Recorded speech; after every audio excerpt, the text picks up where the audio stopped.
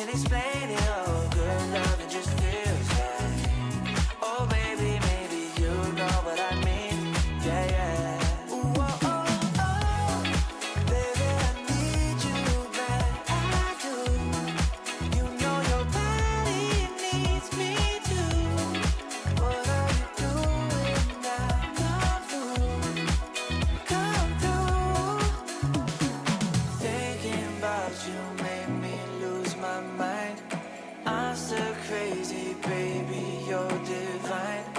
Dreaming, scheming, need you by my side.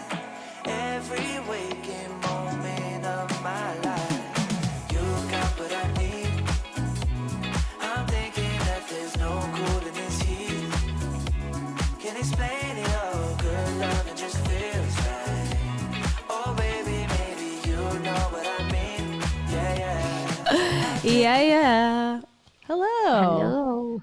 Welcome. I am adding to my background. Are you ready? Ready for the big reveal? Let's see it. Ooh, pink. It's a Wow, pop of you're so color. girlish. I'm an LA fluencer, a fashion Oh. fluencer. Someday, hopefully. Yes. No, I have no fashion sense. Are you a fashionista? No, but if by fashion you mean just jeans and sneakers, sure. I do mean that. I'm just kidding. Oh, okay. Well, then I am like your number one because that's all I wear. Yeah. I'm a t-shirt gal. Like I, if I'm home for sure, I'm in comfy clothes. And if I'm out, I'm probably in comfy clothes, but a little more, Yeah. suitable for public consumption, but not much. Yeah, exactly. I not saying spent much. 10 years in pajamas. So Yes. I'm currently spending my time doing that. loved funny. it too. It was great. Yeah. And now you're in the cold, so you have like all the rights to like bundle up and just wear No, hoodies yeah. every day. Yeah, also there's like pressure because now I live like around people. So it's kind of like I can't really just, like when I was living with my ex, I didn't give a shit. So it's like whatever. But Yeah. now it's like people. Ugh. I'm like, okay. I hate I people. guess the pressure's on. You gotta wear your clothes. That's the thing. Like I do like Stitch Fix, not every month, but like probably 3 times this year I've done Stitch Fix, and I like it. I like the clothes a lot, and they pick out stuff for you, which I appreciate. But I don't have anywhere to wear them to half the time, so they just sit in my closet. I'm like, wow, this is a cute outfit, and I'll never wear it. Oh God. Wait, so So- do you buy the clothes through Stitch Fix or Yeah, you rent so them? the way it works basically is they send you a box and they give you like, I don't know, 6 pieces of clothing. It could be a dress, it could be a skirt, could be a shirt or something. And you can have accessories too. I don't do the accessories. And then you every month or however many times you get it, you try on the clothes, and then the ones you like, you keep, and then the ones you don't like, you just send back. But the incentive is to buy the whole bundle, and they give you like a pretty big discount to do that. So it's worth it if you need clothes, or if you want a bunch of clothes, or you want to build your closet. It makes more sense. Even if you don't like one piece, the discount sometimes is better if you just buy the whole thing than if you just Right. pick and choose. So I ended up buying like the whole lot a few times for that reason. Not sponsored, everyone. This is just Not me sponsored being yet. curious. Yeah. Maybe someday, who knows? Yeah. But I mean, maybe that would be like Kayla's dream to be sponsored by a fashion Yes. brand. I want to be sponsored by HelloFresh because I use them every day. I shouldn't say that, so they don't know. I'll be like, you have to pay me to be able to say that. And then Stitch Fix is a good one. Rode would be great. Sony would be amazing. Stream Deck would be great. Ecamm. Hey. You're like just reading brands off of your desk now. Transform Powder. I'm just kidding. That one I don't endorse. Code Kia. Code Cringe. For like what? For $2 10% off. more. They actually charge you extra for being affiliated. Yeah. And for me, please, all the makeup companies, I want Rihanna to contact me. I want to talk about geisha chic. I heard it's a Oh, problem. yeah. You should get signed on by Jeffree Star Cosmetics. I hear Oh, they're looking. well, they're kind of dying at the moment.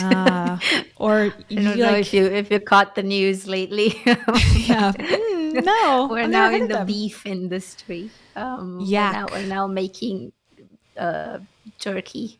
So We could be sponsored by Yak Meat. yeah, The yak. yes, Jeffrey, get in touch. I'm a big fan of that yak meat. Yes. I think we're on to something. And then also Buffy, because they basically give anyone a sponsorship, apparently. Yeah. They have low standards, so we'll apply there as well. They would have standards so low they won't even give it to us. Yeah, they're like, do you sleep? Okay, we'll send you a free bed because we don't care. We don't watch any content. We just sponsor anyone. That's good. Yeah, no, I think they knew what they were doing. That's the thing. I Yeah. don't think they're dumb. I don't think they're like, they've been under a rock for 2 years. I don't think. Maybe. I think it was a business decision. That's what it was, in my opinion. Dumb. Maybe we can get My Pillow. Do you have My Pillow in Europe? No. Okay. I mean, if we did, I would not know because I'm not exactly like keeping track of all the pillow companies. Apparently the bedding and like the sleep industry, I don't know if that's even an industry, is like sort of not toxic but sort of controversial, because the guy who made this thing called My Pillow is like involved in all this sort of like overthrow the government type of conspiracy theories. He was like a big Trump guy. And he's famous. I'll show you the picture. He's famous for starting this company. I think it's like Mike or something. He's famous for creating this, seen on TV product called My Pillow. And he like hugs it all. I'll show you on the website. He just hugs pillows as part of his branding. So he's like, What is this? yeah, this guy, he was like right before Trump left the White House. It was him walking into the White House, and he had a piece of paper that said, and I could be wrong. I'm just like, trying to remember off the top of my head. Piece of paper said like, we could overthrow the government, like martial law. And it's like the reporters had like, or the photographer had like zoomed in on the piece of paper, and it was like him pitching Trump on like how to not leave the White House. Wow. This reminds me of that scene from Friends where Janice was like married to this like mattress guy. I don't know why I'm thinking of that, but it was just it's just this exact vibe. Interesting. There's so many conspiracy theories too about like mattress companies also, like that every mattress store in the United States is like actually just a front for like money laundering. That was like a thing for a while Oh. because I they're thought, like, always empty. Oh, we have this conspiracy with American sweet shops in Europe. Yes, exactly. Okay, yeah. Oh, that's I saw it. Because You there's did a nobody video. over there. Yeah, how do they make it? And they're like in airports and stuff, and it's like empty, and it's like, how is It's this like it's working? even in cities. There's always like one American sweet shop, and you go, and it's never anyone there. But they're so expensive that you can't even buy anything because obviously, like the import tax and stuff. I understand why they're expensive, but it makes it so that if you ever buy anything, you buy like 2 pieces of candy and you're done because like you spend You 10 can't. quid on them. So it's like And American candy sucks compared to British candy, in my opinion. I Like don't think so. What? No, because you guys have different levels of FDA approvals. You guys can put like all the sugar in. Like over here on this side of the world, we have more regulations, so it doesn't like over here. Subway is considered to like Subway bread is considered to be cookies. Interesting. Yeah, I've heard that with makeup too. Like they're like, cyanide. They're like, yeah, put it in. Like over here in Europe, they're like, oh my God, we have like, so many rules and things. You can't have that. But America's like, we don't see it. Yeah. I heard stuff about meat as well. Okay, God. why Jeffrey is in the industry now. But anyway, I'm not in Europe anymore. Just so you guys know, I'm technically in Europe, the continent, but I'm not in Europe, the European Union anymore. Oh, sorry. I've betrayed it. But don't no, know there's the still some difference. regulations here. But I think that this is because I saw this TikTok. It was hilarious. It was this this girl making a joke about how Starbucks orders are in the UK versus like in the US. And everyone would be like, in the US, everyone would be like, want like pumps of things and like all sorts of flavors. And over here, you get like the one spice, a pumpkin spice or something. Maybe you get like a Christmas spice, and that's your, that's your That's the thing. crazy Yeah. kooky order. Yeah. So interesting. it was funny because I was like, yeah, that checks out because exactly my experience. America's like, I I have want the a lot of unicorn experience. frap. And it's like 12 ingredients. Unicorn frap.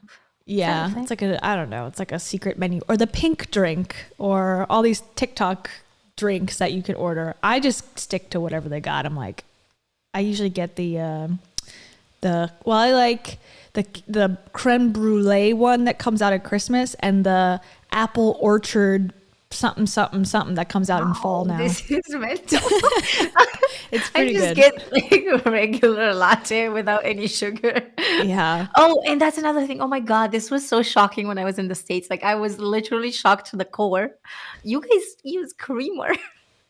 Yeah. Sometimes I use You almond guys are milk crazy. personally. Do you not have that? No, we use milk.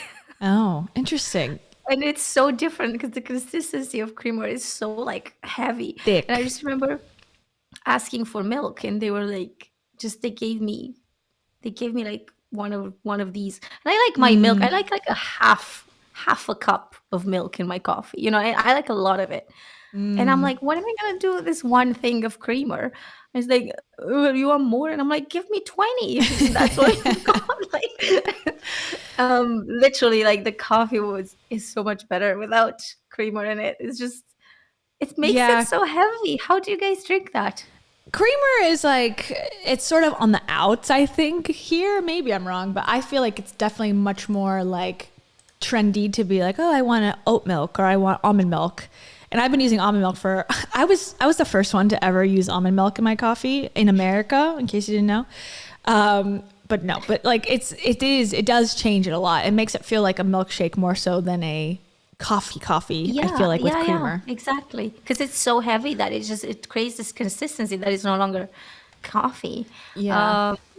But This no, is the I tried American almond menu. milk, but it doesn't mix, or it didn't mix whatever I had. It didn't mix well with coffee. I use oat Yeah. milk. You got to put in, for me, I put in the almond milk first and then I pour the coffee on top so it disperses it and it like mixes it up that way. If you put it in the other way, if you put coffee first and then almond milk, yeah, it like separates. Not so great. So there's a Yeah. method to the madness. I But yeah, see. I like, this is the American menu. I like this new, actually Dunkin' Donuts. Now we're just talking about coffee. Sorry, everybody. Dunkin' Donuts has this new one, if you're in the United States, cold brew cookie butter coffee. What? I liked it. Sorry. It was very You lost delicious. me at cookie butter. Yeah, cookie butter coffee, cold brew. And it came out, and you don't have to put any mixers in it. You just drink it how it is, and it's bellissimo. You'd like this one, Irish cream. Oh, Look at why? Does that. it have whiskey in it? No, there's no whiskey in it. Oh, It's just so why is it very Irish? milky. I don't know. That's what Irish coffee means. green. It means coffee with whiskey in it. Oh, interesting. Yeah. They don't, I'm surprised they don't have any any alcohol in Starbucks yet. Well, that's a good thing, I think. Just give it time. Imagine going to work with your Starby filled with like Yeah. vodka. And you can add your own. This is what I like now. This is my new favorite. I'm going to trademark that. My Iced favorite. apple crisp oat milk macchiato. Wow, I would not even like. I have to say, like, they need to give these Starbucks baristas a raise. Like, can you imagine taking these orders? Like, I just no. Yeah. I have no skills. Same. I've saw some TikToks where like people are joining Starbucks and like working at Starbucks to make friends. And I'm like, maybe I should do that. I can learn how to make coffee. Yeah. I read a self-help book, God, probably 5 years ago, about a guy who was like a executive at an advertising firm, and he got laid off one day, and he had like literally, he was an older guy. And so he was like, I don't understand the internet. And this was like probably the mid 2000s when he got laid off. And so he tried to find jobs. He couldn't find anything. He was older. And so he ended up working at Starbucks, and it was like, it changed my life. Like the book was called like Starbucks Changed My Life or something. Wow. And he Nice. loved it. He's like, my life is so much more fulfilled working there. Yeah, sometimes I do wonder, like, if I was mentally healthy, like, what would I have done with my life? Because I think all my choices have stemmed from me being depressed and being like, okay, Oh my what God, can me I too. do that does not require me to ever leave the house ever? And, then- I think and of that that all has the turned time. into YouTube. Seriously, I'm like, we've talked about this, I'm having like so many existential crises every day, crises. And that's one of the things too. I'm like, if I was healthy, what would I do? And I'm like, probably not what I'm doing, but also it still has enjoyment for me. But I think a lot of my choices in life also came from like, I have this traumatic life. Let me Yeah. try to keep it traumatic. Yeah. You know? No, I don't want to keep it, but I have not had the energy for, like, even when I was doing filmmaking and stuff, I liked that I could go out once a week and film things. And Yeah. then the rest of the time I was like in my PJs editing in my flat. Yeah. And I don't know how I would have, because like, it's just, I don't know how people, even now that I'm going to like these classes and stuff, like sometimes it's like, what? I have to go for 2 days in a row. Like, what the fuck? Like too many people. Ugh. Like the first day, the Monday, I'm like, okay, it's all good. I'm going. Tuesday, I'm like, again? Like, I have to do it again.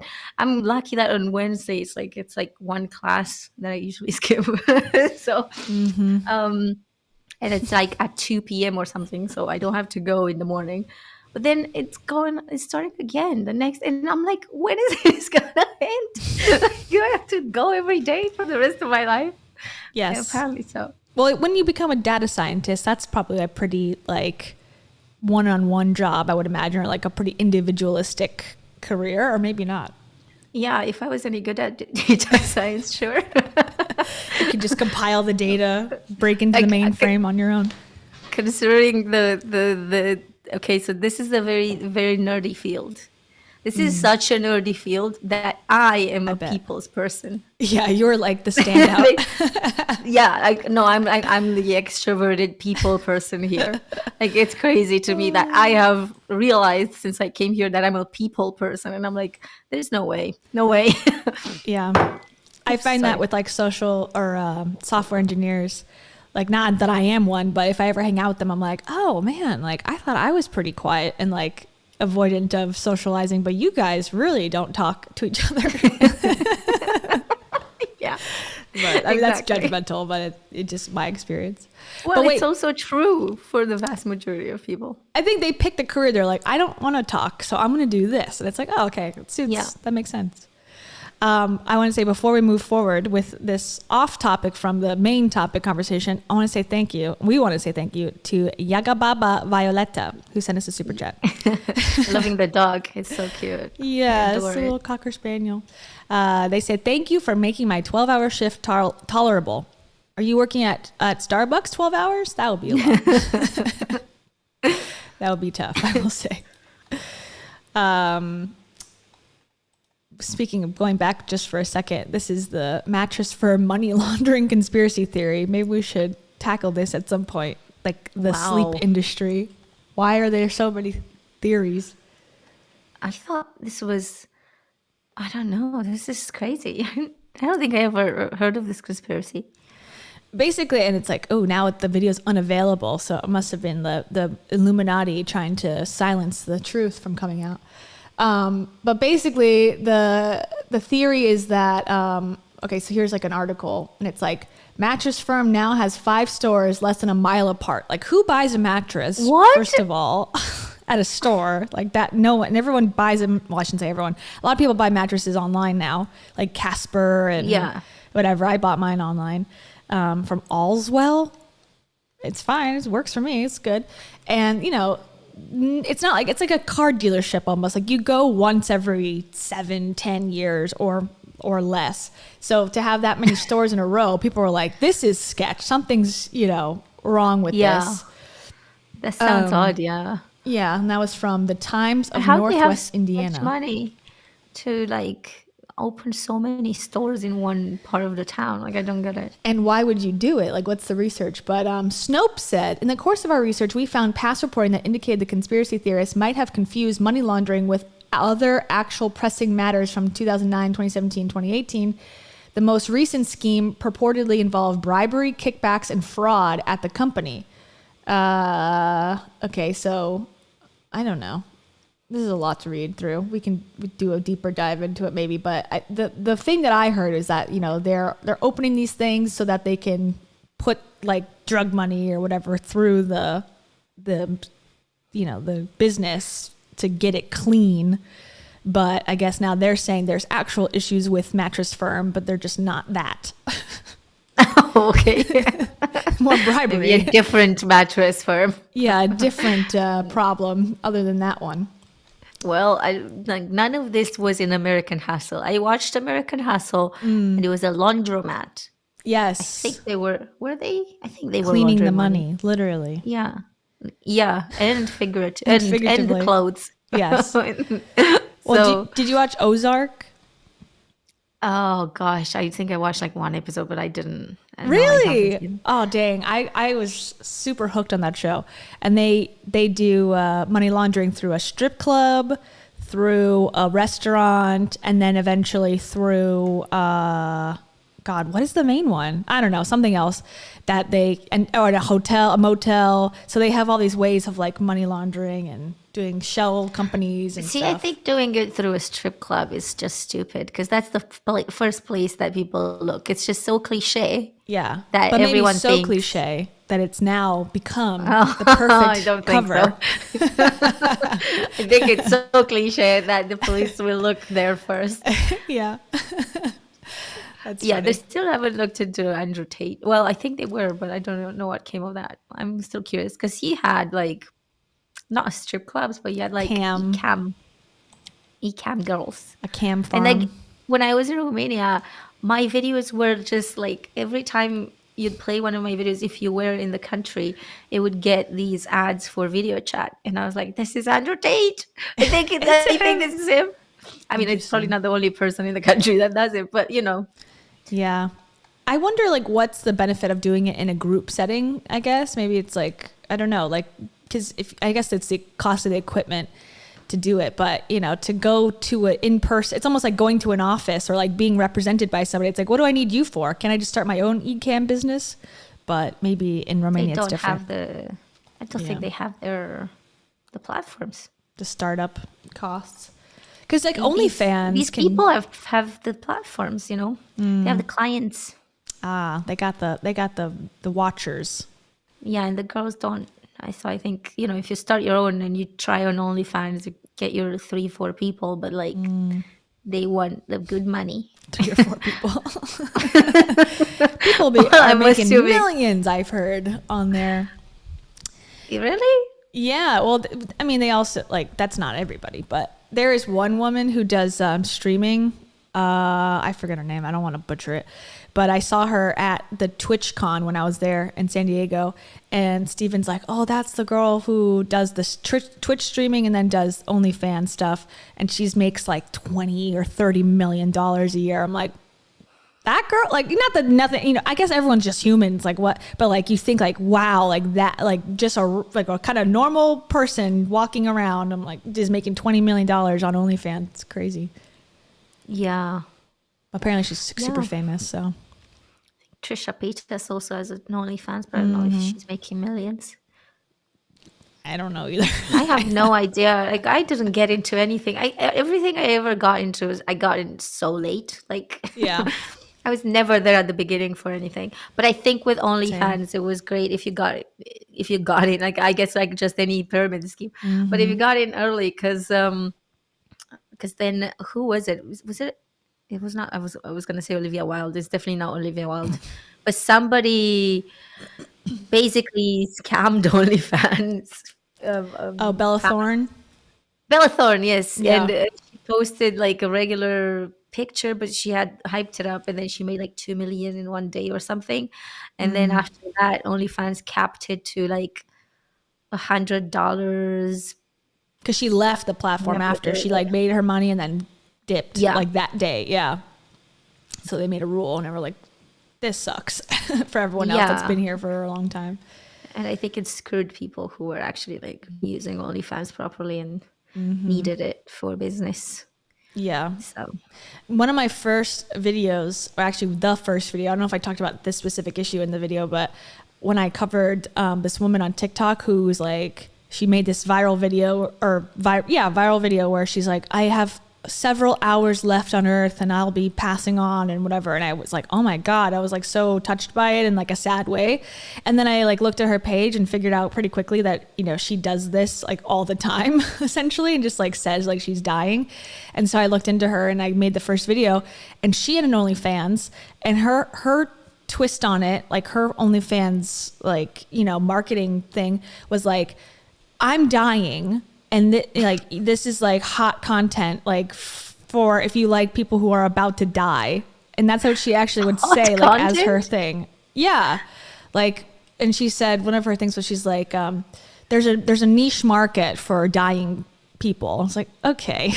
So sorry, are people into like dying sex workers? Because I never heard of this. So she claims, but fetish before. That's what she said. I was like, okay. I mean, nothing wrong with that, doing whatever you want, but like, I don't know. It was just like more proof that she was like, had a strategy behind what she was saying, which was, didn't seem in good taste to me. I wonder if she had any clients for that. I don't know. And who are these people who are like dying people? They want to jerk off to dying people? I just never heard of this. I don't know. It might be a niche that she's made up in her head. She is still alive, by the way. That was in 2020 when she was making those posts that she had hours left, and she is still alive. So, yay. Well, yay for health. She made it, despite traumatizing everybody. She got through it. Yeah. Oh, yeah. Let me play this, my favorite soundbite. What excites me most is see a person die. Yeah. That's the fan base. Tony Robbins. Maybe. Oh, God. Yeah. Anyways. Okay. So speaking of influencing and making money online and all that stuff, kind of a jagged segue, but relevant nonetheless. So, okay, if you're on TikTok, you might have seen this controversy pop up, and I think it brings up a perfect point to talk about on Cringe-Fluencers, which is the industry that is influencing has a lot of unsaid rules and a lot of, what's the word where it's like entitlement, a lot of entitlement, or, you know, influencers who have a certain amount of followers tend to, in some cases, not all, think like, oh, an exchange, you know, bartering of goods and services is totally fine, you know, like, oh, you have a restaurant, I'm an influencer, I'll tag your restaurant that I'm here, and you know, it's worth the same to you. So instead of me paying $100, I'll promo you, and then you'll get $100 in revenue from people who didn't know about your restaurant, now knows it. So that's the basic concept. So this woman who's a fashion blogger, she and an Instagram influencer, TikTok influencer, now it seems like she's gone, well, not private, but she's turned off her comments, at least on TikTok, after the backlash. But basically this fashion blogger tried to get some services from this photo studio in LA. And when the owner said, no, thank you, we don't want to do a collaboration, I can really only accept paying customers right now. And first of all, it's the whole target audience, like for their customer base, I'm assuming would be influencers. So just giving away the services for free doesn't really make sense to me. But the viral part is that the fashion blogger sent her a voicemail or a voice memo and through the text DM thing, and it just shows kind of like how maybe I think out of touch she is specifically. So let's play that, and then we'll break it down, who she is, who the influencer is, who the owner of the studio is, and sort of some pop culture lore sort of in between it all. So, okay, let's play, and we have to sort of break down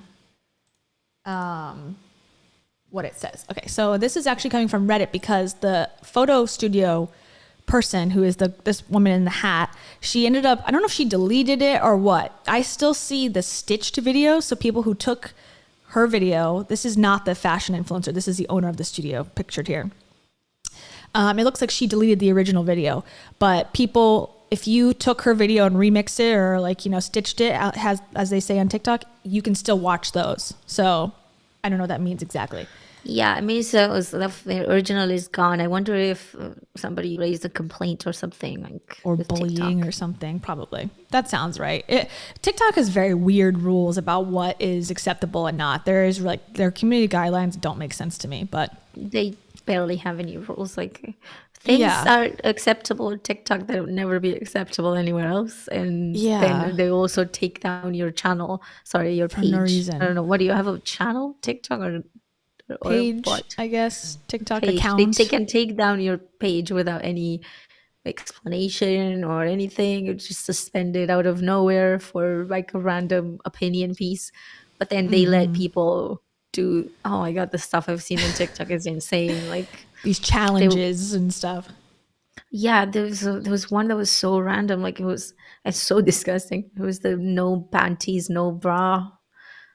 And I was just like, how is this allowed? Like, anyway, they're like, well, Bethany Frankel, my new favorite influencer, she's convinced that she was shadow banned by Chinese TikTok company, and she sort of insinuated like, you know, China is some sort of grudge against her personally, and they only allowed her to gain 1 million followers on TikTok, but she deserves more somehow.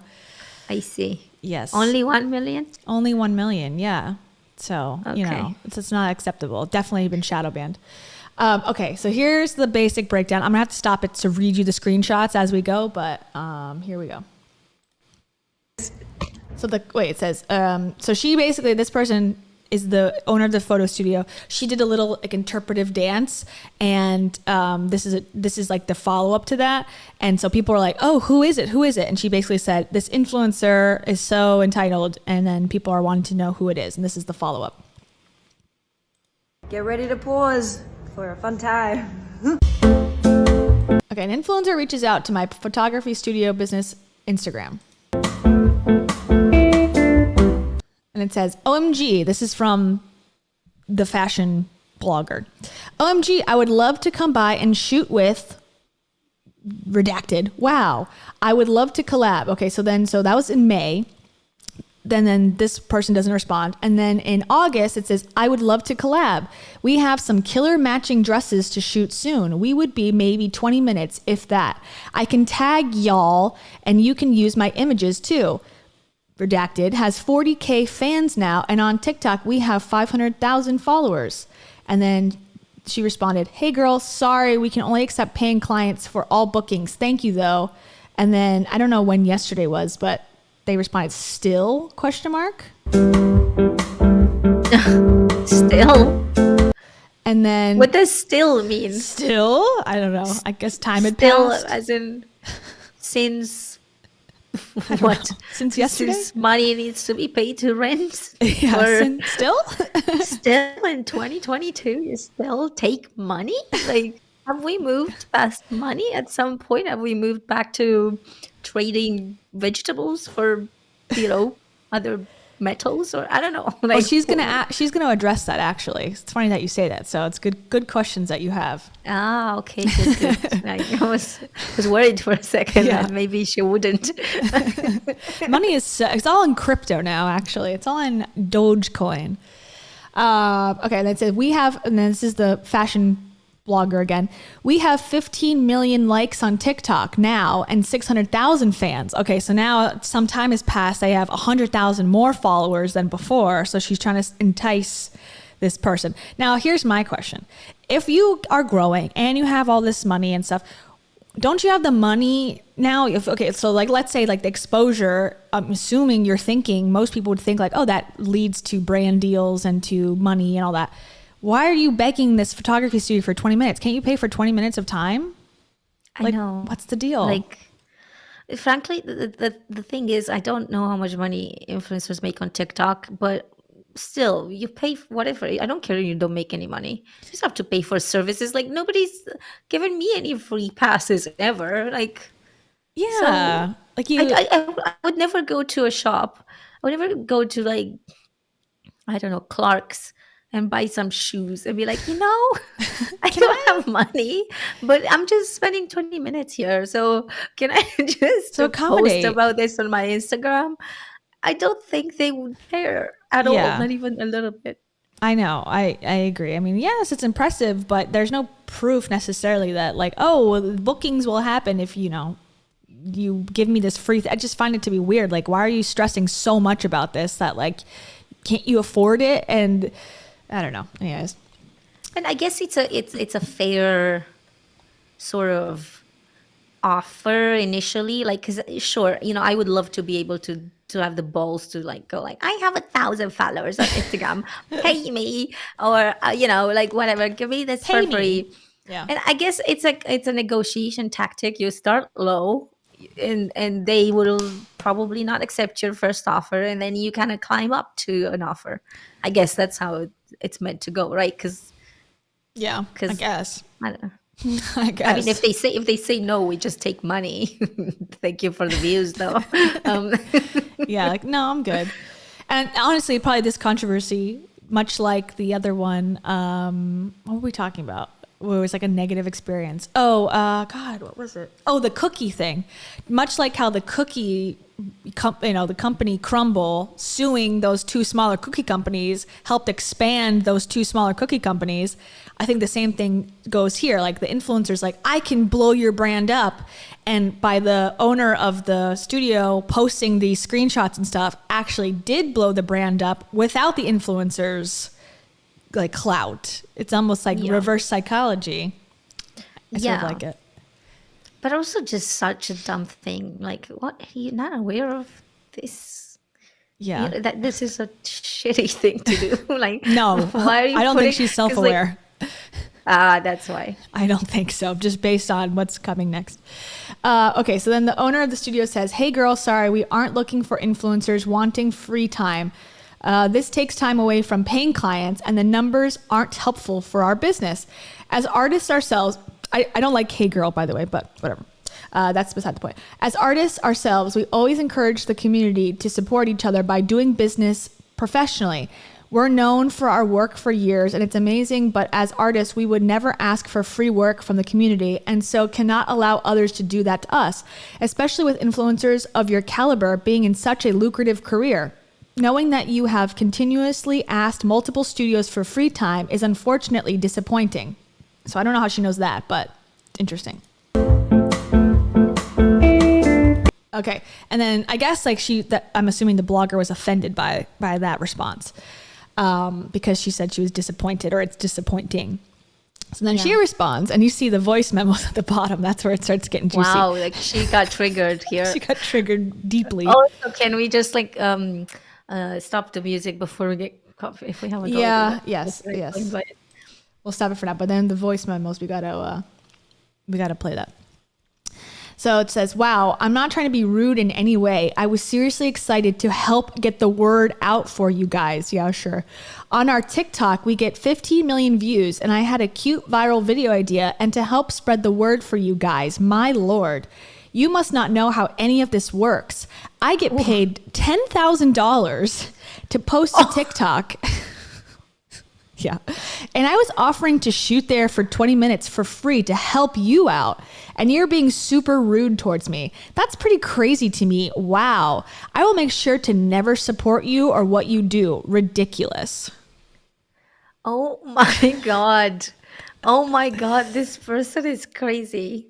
How are you gonna throw it in their face that you make $10,000 and you're not gonna pay for like 20 minutes of their studio? That's what I'm And confused about. by the way, it's never 20 minutes. No. It's never 20 minutes. Like you, when you do a photo shoot, you have to go and set up lights and set up cameras, whatever. It takes 20 minutes to just warm up to it. Like it's not gonna, nothing is done in 20 minutes. Like I had this producer, she told me this once, or she told like whatever, whoever was in the meeting once, and she was like, nothing ever takes an hour. Yeah, definitely not. Nothing ever takes an hour. And it's true.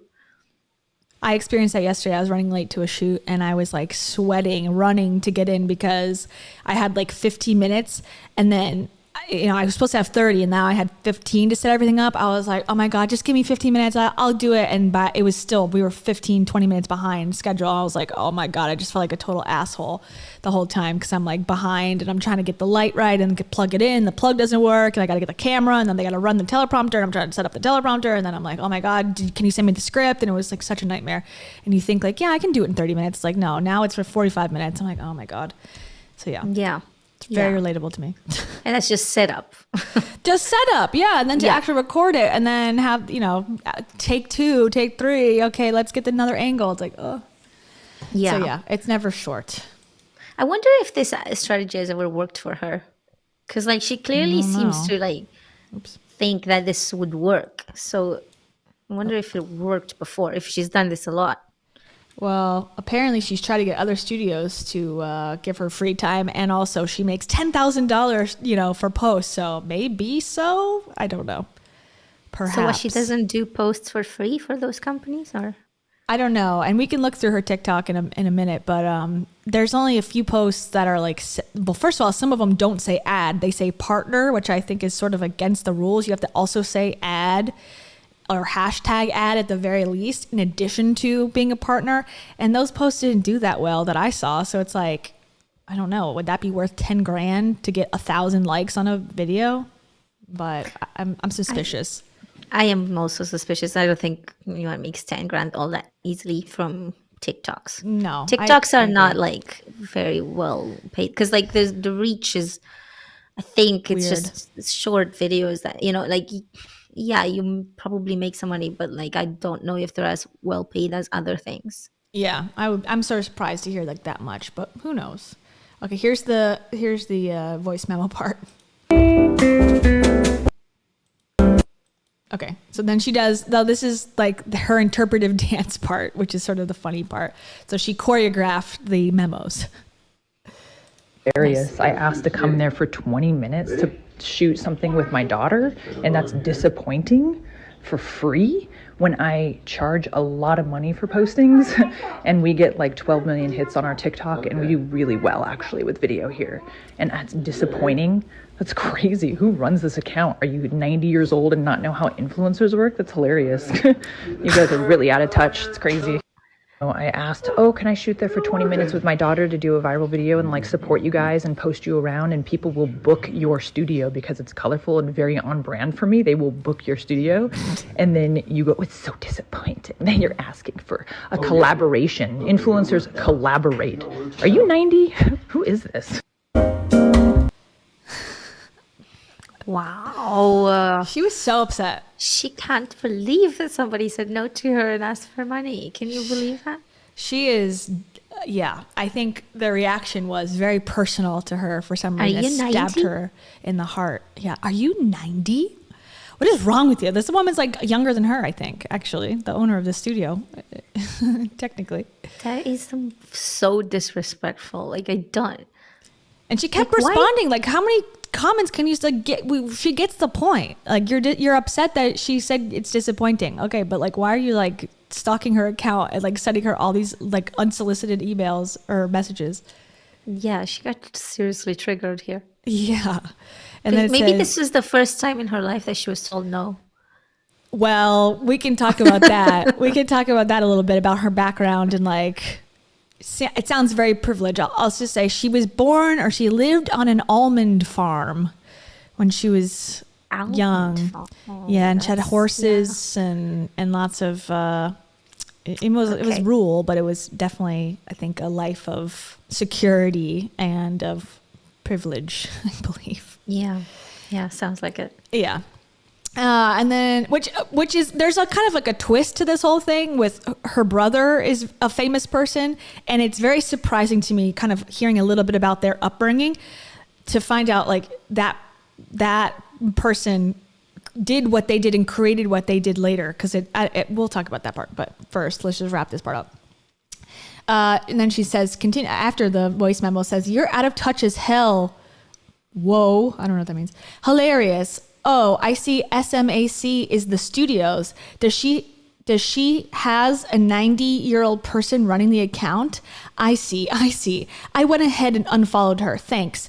I'm also letting all of my blogger friends know how you talk to me and to never book you or the other studio you run. Also, so Redacted knows too. We will never refer you ever. Good going. Bye. It almost seems like she's like either so hysterical she can't even type right or like inebriated in some way.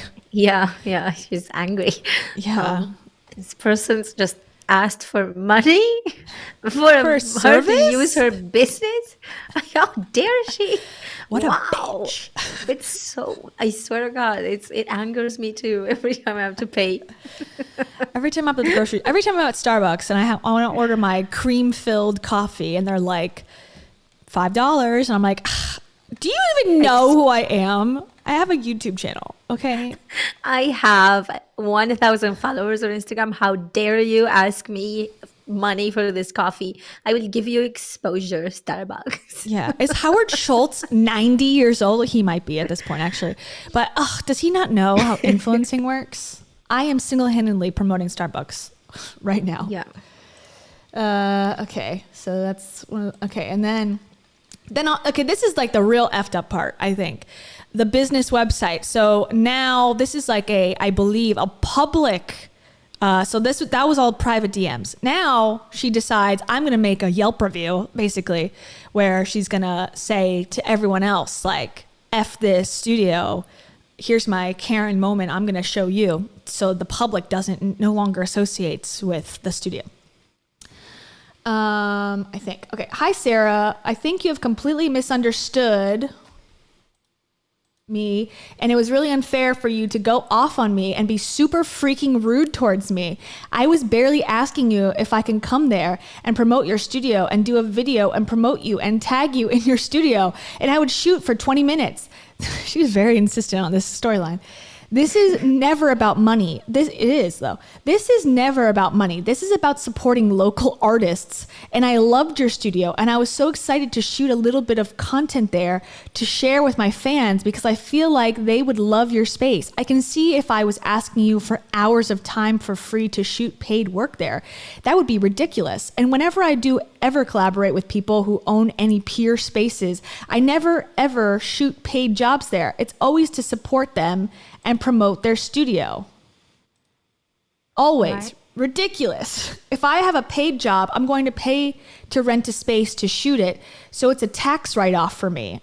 Okay. This could also be a tax write-off, idiot. Like, sorry, but that, you're using your TikTok to promote yourself to get more paid work is still a business expense. Yeah. Nobody's forced to give you their studio. Like, what is this? It's like a rampage, literally. It's like me coming to your house. Be like, I like your house. How about I just start filming my videos here?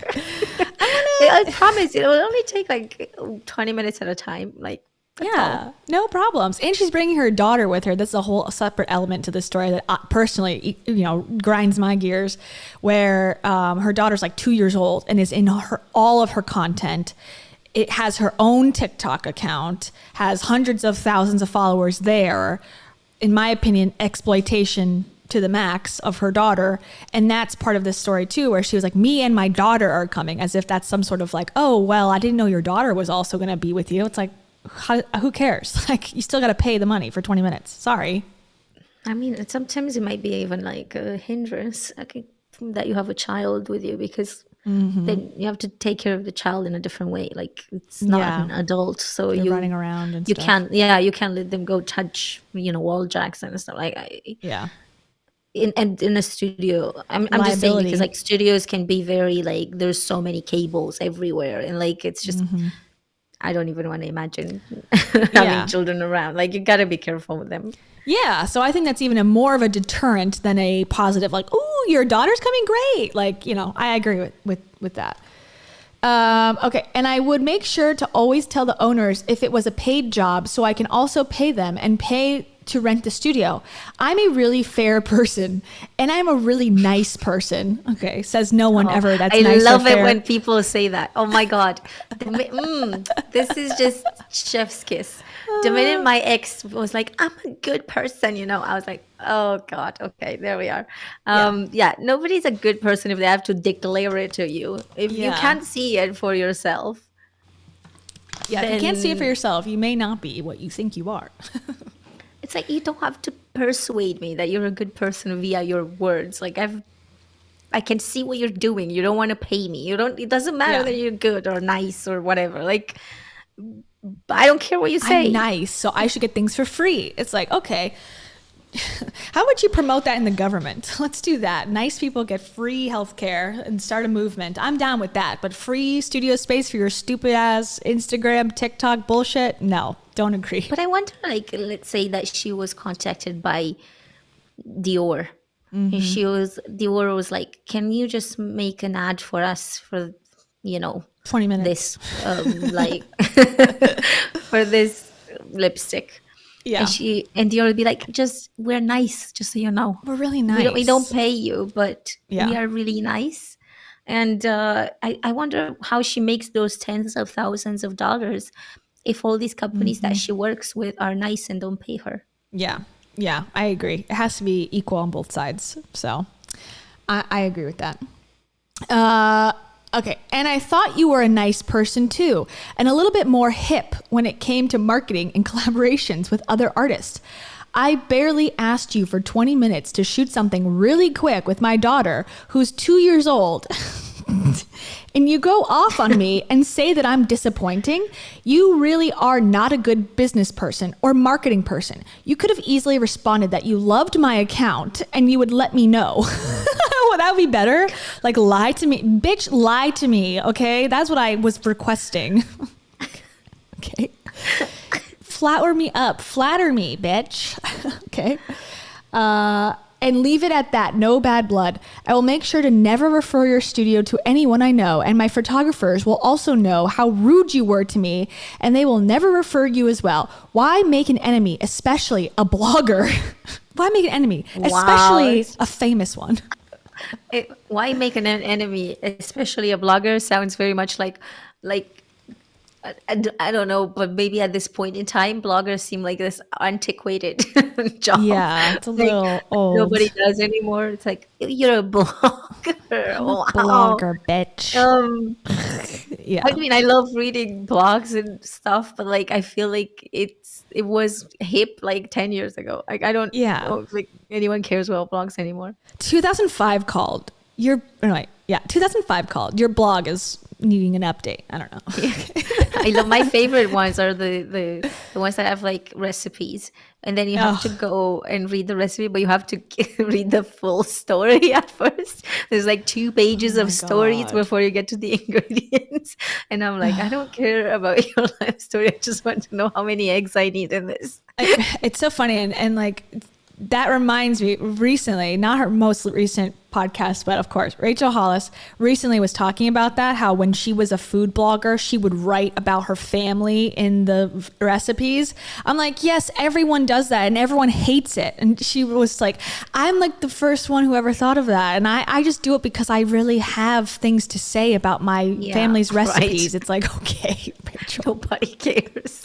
Like, is it 1 cup or grandma. 2? Yeah, I don't care what your grandma did, in the old days. Not even you care about your own grandma, like Rachel. So for real. Why would I care? The way she frames stuff is so funny, though. It's like, other bloggers write about, how many cups of salt there needs to be. I talk about my grandma. It's like, yeah, no, all of you do that. And it's horrible. Anyways, okay. Why make an enemy, especially a blogger, and especially someone so aligned with what you're doing? Unreal. So dumb, ... You should really learn some business etiquette and marketing. Yeah, unlike you. You really are doing great with business etiquette here. Because you or whoever was running that account acts like a 90-year-old person who has no idea how collaborations work in this day and age with bloggers. In fact, it's like, okay, I know what she's saying here, like, oh, you're old, but like to continually say 90-year-olds can't understand like marketing is sort of unfair to say, I think, as well. You know, if we're going to get real nitty gritty into, is this whole thing fair or not? No, it's not. Why is she repeating herself so many times? We got it. 20 minutes, 90 years old. Fine. Yeah, my daughter, bloggers, like she has keywords and she's like SEOing I would or something. promote you. Oh my God. Yeah. These guys are like, we need to pay our wages. Like, your promotion is going to do shit. Yeah, like, can you pay your rent with your followers? No. Okay, then no. Don't get out of here. In fact, for me to promote your studio, you should have been paying me. So not only, this reminds me of that lady who's like, you want a refund? No, you should actually pay me double to not like my business. What? Yeah, you should pay me and then I will post this rant somewhere else. Like, I hate to say it, but like and this is something that I've been evolving over time with, like my understanding of. I used to think that, you know, people who say like charge what you're worth. Okay, I went from charge what you're worth, meaning like a lot to me. Like, okay, I need to have better self-esteem, so I charge what I'm worth, right? And then it became, people were like, I'm worth $1 zillion for my online life coaching. And I'm like, that doesn't seem fair. That seems crazy. And then I was like totally against it. Like, oh God, like whatever. And now I think it's gone so much overboard. Like people heard all this talk because so many online influencers were like, charge your worth, that people took it so literally. And now they're just like gone insane where it's like, no, I should be given money for existing. I should be given money for whatever from these brands because like they feel entitled because these coaches who teach you how to be an influencer are so broad with like who should buy their courses that people are misinterpreting like, hey, if you're an influencer, there are ways to, you know, barter services, but everyone thinks they're an influencer now. And so nobody's an influencer now. And it's like ruined the whole thing. yeah. Do you mean like they're trying to manifest money? I just don't think that works though. No. Because I think the thing with influencers is like, and I feel like sometimes we can get caught into this as well. Sometimes you get caught into the online world, Yeah. but the real life has a way of slapping you in the face like you've never seen before. Yes. And it's so funny because you think, oh my God, I should be making so much. I remember one time when I got like an offer for a sponsorship and I was like, this is my opportunity. What they have all taught me to negotiate and like ask for double and like Yep. they offered me like $200 or something, and I said I will only do it for 500, and they sent an email back being like, we can go up to 225. Would you take it? I was like, yes. See, that worked out. I've been ghosted before on stuff where I'm like, I want $1,000, not for a sponsorship, but for like a production thing, and it's like they're like, no, sorry. Or I don't hear from them ever again. It's like that also happens. I hate when people are like, charge what you're worth and just double your price and they'll pay. It's like, no, they won't sometimes. And you got to be okay with not making any money then. Because I just lost a $500 job because I'm trying to charge what I'm worth for $1,000. Are you okay with that? Like, not everyone can be like, oh, I don't need it. It's like, I did need it. So that's where it comes again to privilege. Like, can you turn down jobs because you're making income from your family or your husband or whatever? Yeah, and also it's just a matter also of what is it really worth what you're doing, because I feel like with influencers you can get a little bit brainwashed by all these people, and sometimes I really think that they are lying when they talk about how much money they make, but they have managed to brainwash people into thinking that this is worth a lot of money, and when it isn't really like worth all that much. It's like, I'm sure it's worth something, but I don't think it's worth like she's saying $10,000 on a TikTok. I never heard of her. Like, I'm assuming Emma Chamberlain probably gets that. Yeah. Like, who is this?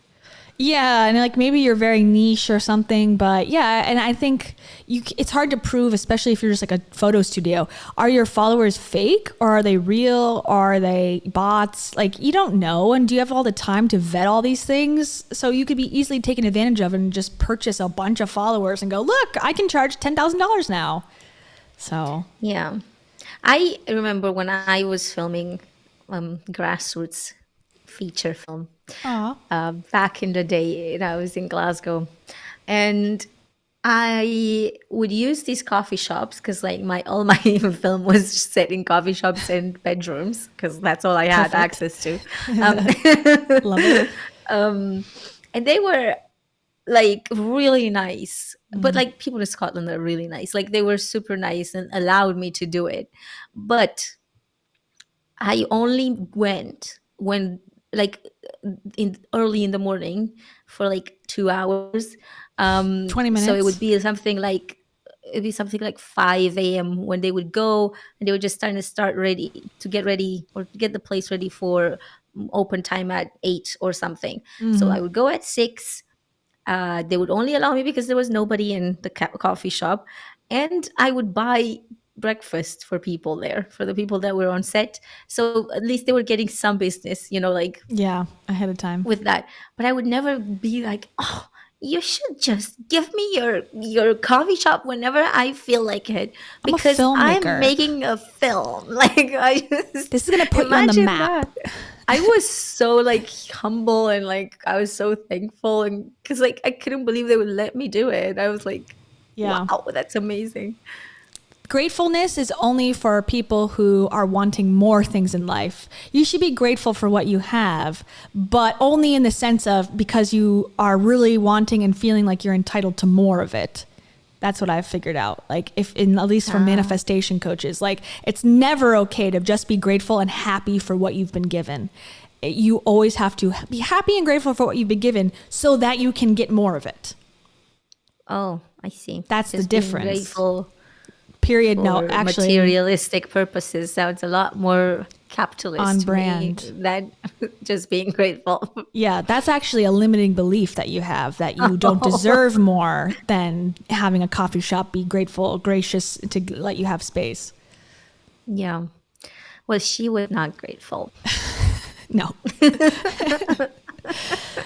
Okay. This is wrapping this part up. Okay, so again, in fact, for me to promote your studio, you should have been paying me. Way too wrong to make a friend. Smart business move. I really hope you weren't the one messaging me on Instagram. Okay. And then it keeps going. Okay. Oh my God. Now here's an email. Now, so she's gone from all the apps. Now she's on email. Unreal, comma.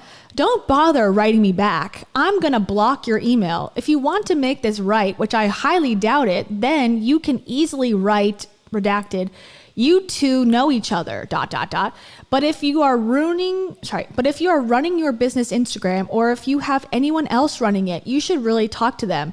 As a business owner, you should really be kind, always, and deflect. Aren't you a business owner too, of your own Instagram blog or fashion blog? You should always be nice. Well, you're ripping this woman's ass apart for this no person reason. knows exactly what other people should do. She's doing exactly the opposite of it. She's like, you should collab with influencers. You should give me this for free. You should be nice. And while she's not doing any of it. Yeah, it's always the projection, people who are the meanest. Yeah. Wouldn't have hurt you to say a kind thing about me.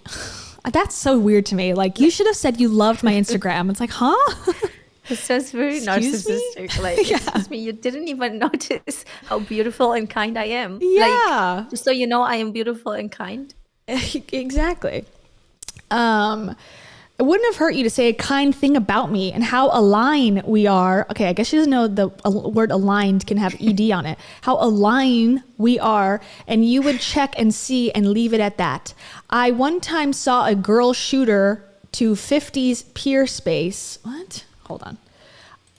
I one time saw a girl shooter to 50s Peer Space, and she was a blogger, and I asked her about the space. She linked me, and I booked it for paid work. I also sent the space around, and my friend, who is a very famous musician, booked it as well for her video shoot. Okay, I gotta get closer. I'm blind. Really dumb to make an enemy with a blogger who was so excited to spread your peer space all around her social media for free. The video Sounds like you're 90. It sounds like you're 90. You're repeating yourself a lot, ma'am. Around for free. The video was about your space. Hilarious. I work with Peer Space too. They pay me now to shoot at different spots, and I was going to pitch your space to them for the next collab. We would have both been paid. Dumb move. I will also make sure my famous blogger friends and my famous musician friends know how rude you were and to never book your space or refer. Like, girl, we get the point. God, we get it. She's famous and has famous friends. Did you know this?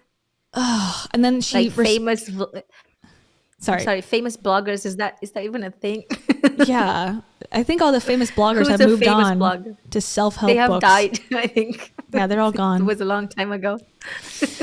Yeah, Gawker, the They're famous no blog longer Gawker. alive.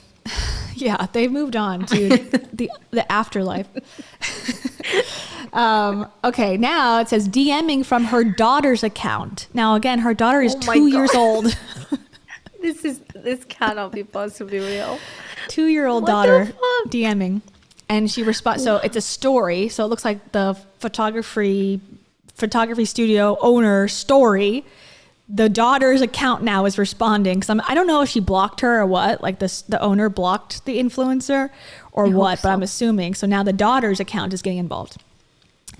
Okay, so this is a response to whatever video she posted, and it says, "You're saying lies and showing only part of it. You're acting like okay, so this is, I guess, in response to she already shared that someone, unnamed, somebody was acting crazy, in this way. So now she's responding to that.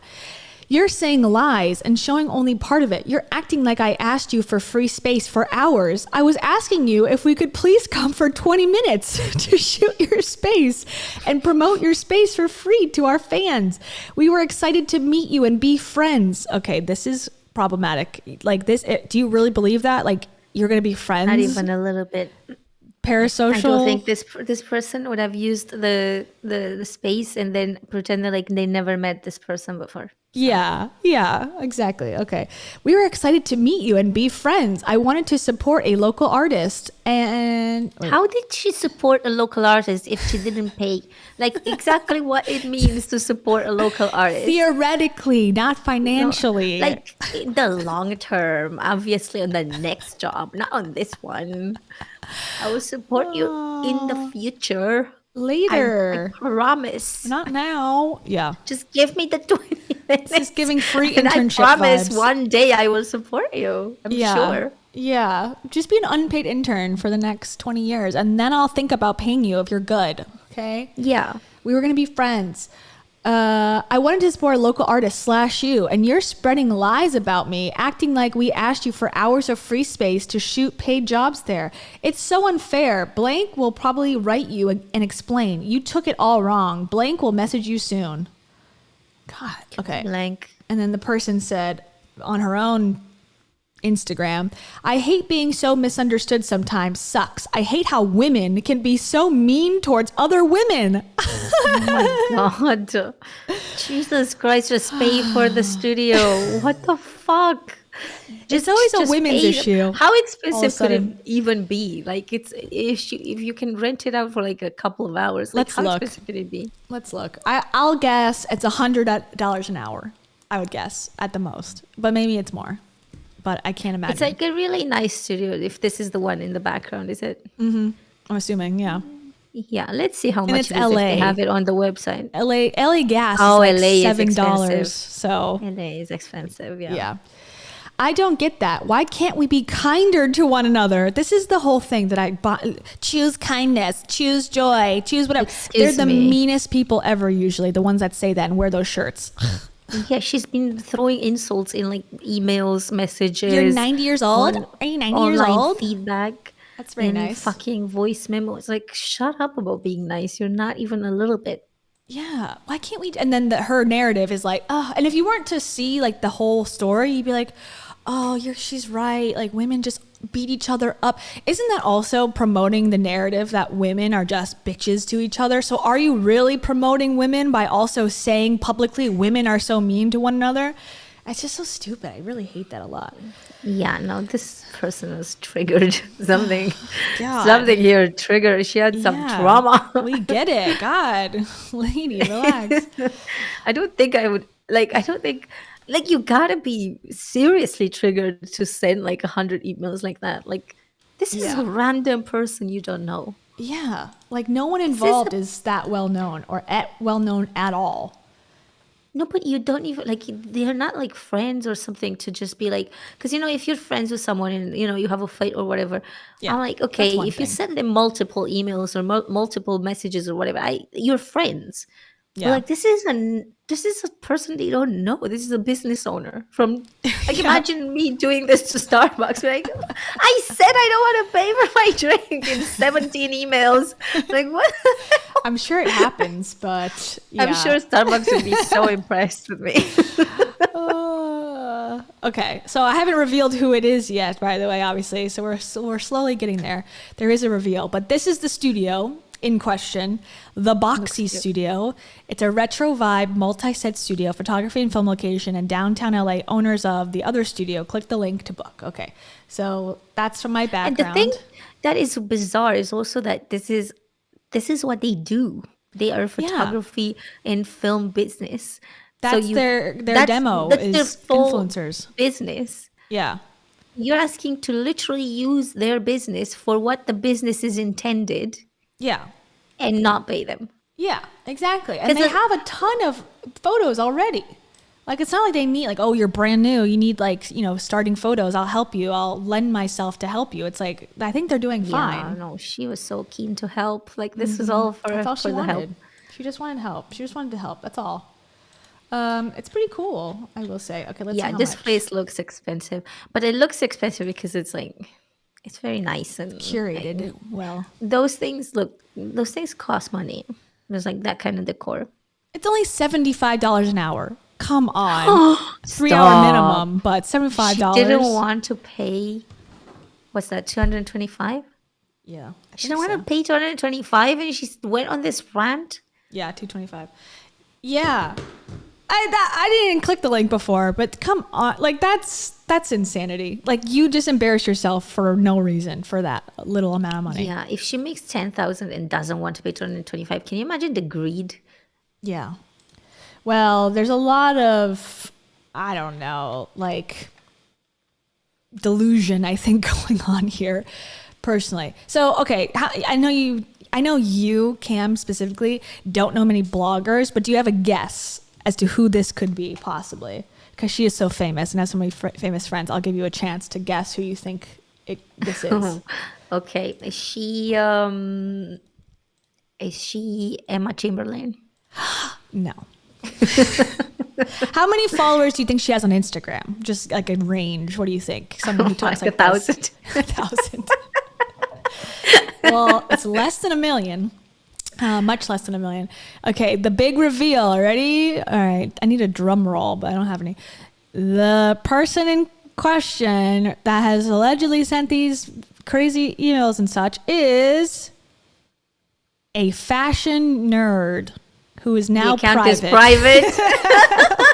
Who is no longer public facing, at least on Instagram. You know you've done something right when you have to turn off the comments, make your accounts private.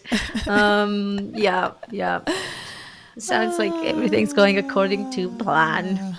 Yes. 122.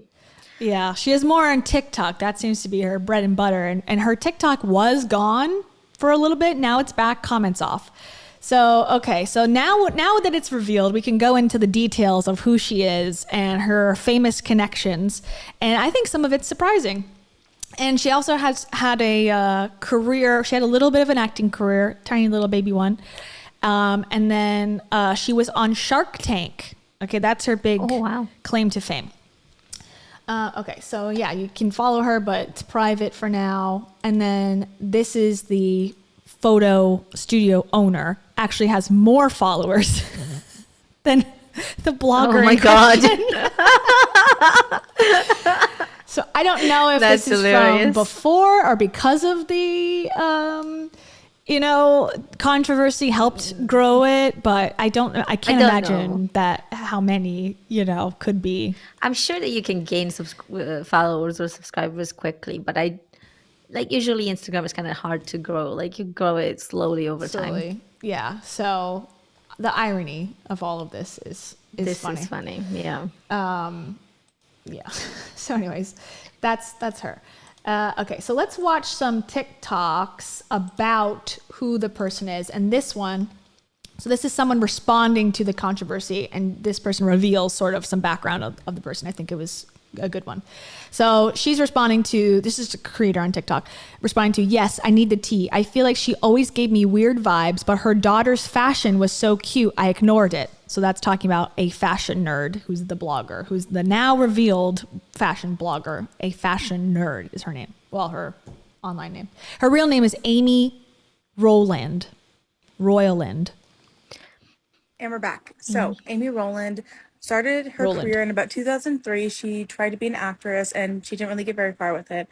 Her brother is Justin Roiland, who is one of the co-creators of Rick and Morty, a fact which she loves to tell people. Now, she did a few things with acting, but she really got her claim to fame in about 2016 when she created a fashion social media app that she pitched on Shark Tank. She had a lot of high-value brands like ModCloth and things like that to really back her on it. And then from there, it was just like fashion 24/7. It could have been before that, but I didn't do that deep of a dive. Now in 2020, that's when she gave birth. So I originally aged her daughter way older than she is. She's really only about 2, maybe 3, and I said about 4 or 5. And she's been posting pictures of her and her daughter constantly since she was born. Like literally true mommy blogger fashion, documenting all pregnancy, birth, and now every single day of this kid's life. I'm not sure when this happened, but she's gone. She's back now. She's gone. Oh my Her God. daughter's page though, weirdly not gone, just still private. That's Her the daughter's Instagram page. seems to be unscathed, except her first post has no comment. So now, so the update from since this video is that she is back on TikTok. Comments are turned off. The daughter's account is still there, but on private. That's true. But now her Instagram is private. So she sort of changed the strategy as time has gone on. Oh yeah, and I see everyone talking about Bethany videos. Related to this video about a crazy influencer is Bethany's videos. Wow, this is a good idea. Can you relate? Can't stand her. This is a shock. Shocking. Have you ever tried blush before? It's amazing. Breaking news. Breaking news. I'm breaking the internet. Ugh. Anyways, okay. Yeah. So Except her first post has no comments allowed, and every post under that has limited comments. So all these videos coming out, saying how she's kind of an awful person, and she does this thing a lot. Hold on. We got a Dave bot ban. Okay, there you go. And she bullies people. Clearly true, because she's deleted her entire platform. So if anything else comes up, I will hop on. I wonder if she did this because she didn't want people to go through her videos and find things. Probably. And even her Twitter. I think she also just doesn't want to get any comments, so that if she does get any brand deals, maybe they won't see any comments like that are negative. Perhaps, I don't know. But then how do you show your potential client brands? Don't worry, brands don't care. Have you seen they're supporting Shane Dawson? True. So. Yeah, she just go for Buffy and Mattress Firm. She'll be fine. I know Buffy would be just there, with welcoming her with open arms. Yes, but I feel like this is an interesting strategy. Just deleting your channel or disabling everything. Nobody can comment, and then you wait it out until people forget about you and go back. Yeah. It's fine. Yes, I agree. That seems to be the strategy. Here's the world famous blog that she was referencing, called FashionNerd, afashionNerd.com. High fashion retro style, a lot of her daughter in her. I'm morally against that. Also say how dumb of her to do that, because like she is right, that studio is perfect for her. Yeah, like it looks exactly like her style. How dumb to message them and say all these things. Like they will never let her come. Yeah, she's got some sort of issue where she can't let things go, I guess. I don't know. Seriously, just this could be like, oh, okay, no worries, thank you. Or just don't respond. I'll pay for 3 hours, and then you'd get to use the studio and just do as you please for 3 hours and take all the pictures that you can, and not sever a relationship with someone who has the exact style that you have. Yeah, and it's like in the same genre of influencing and fashion and, you know, being on TikTok, like, you know, I don't know, just to go and ruin it for what reason? She's got cute stuff too. Like I went through her TikTok. We can go through her TikTok too. She's got like, I like that style. I don't wear it because I'm boring, but like her actual, you know, shoes and stuff, I think are kind of cool. Like she's like helped design some things, but yeah, I would never support her now. I'm like, oh God, like weird. Yeah. This is funny. This is reminding me of that, of Pancake Gate with Dave. Like if you take a split second and think about it, because like what happened with Dave was that well, maybe it's not exactly the same, but people in the live were asking him, go make pancakes for Noah. Yeah, just go. And here as well, like in a split second, you could have made the opposite decision of what you did. Yeah. And instead of ruining your career, you could have literally built an amazing like moment. If he took a second and was like, oh shit, okay, let me actually make these pancakes, people would have been like, oh my God, what a great dad, what a lovely moment, look, like did you see her? She was hungry and he just got up and made, like, oh my God, like everyone would have been just drooling over, like seriously, I would have been drooling over it. I would love to see a man do that. Yeah, for the first time in my life. For the first time. But no, seriously. And if she had done this, when she was asked to pay, she would have paid. They could have probably cross-promoted each other. They could have probably had a great relationship in terms of like, no, this is what she chose to do. No. Yeah, it just doesn't make sense. Like it's she needs to take her own advice and go, yeah, be a businesswoman, you know, be a business person more generally, and be professional and polite and take the hint when someone says no, thank you, we only accept paying customers, and move on. Like it makes no sense. Imagine if she asked a man on a date and he said no. Wow. Yeah. Fucking hell would be unleashed. Oh my God. Yeah, exactly. This, I didn't know she had a YouTube. I just found this. It's interesting. She doesn't have many followers on YouTube. It's just like reposts from her TikTok, essentially. A lot of her daughter still. And that's my big criticism. It's like, let the kid off the hook. The kid is like in everything. It has to wear these outfits and it's put a face, you know, camera in their face. And I hate that. So I'm, no matter what, even if it's cute, I'm against it. Number one, like if you're under 18, honestly, I'm against your parents forcing you to do this type of stuff. And she's also, the daughter like is also like booked in commercials, which I'm not morally against that, because there are enough, well, I don't know if there's enough, but there are rules in place for that to protect the children. So if she wants to continue doing that, I would not personally judge that too much. But this part where it's like the kid is too young to understand the difference between public, you know, personality versus private. And I hate it generally. Yeah. Yeah. Here's a random video from 4 years ago. Let me put it on mute. So this is the type of content you could see on YouTube. So just like a lot of like, yeah, look at me, I'm wearing an outfit, I'm skinny. And I think, you know, she, well, I shouldn't say this because it's like over the line of judgy, but like, you know, she wears a lot of like, in her TikTok, a lot of like bikinis and swimsuits and stuff. And she's got her young baby with her. And I feel like she's very glad that she's very thin again. Quickly after having a baby. I get the vibe that it's like, look how skinny I got, like in only 2 years I'm like back to my pre-baby weight. Some people have won the gene lottery and they don't even No. Yeah, I think she yeah.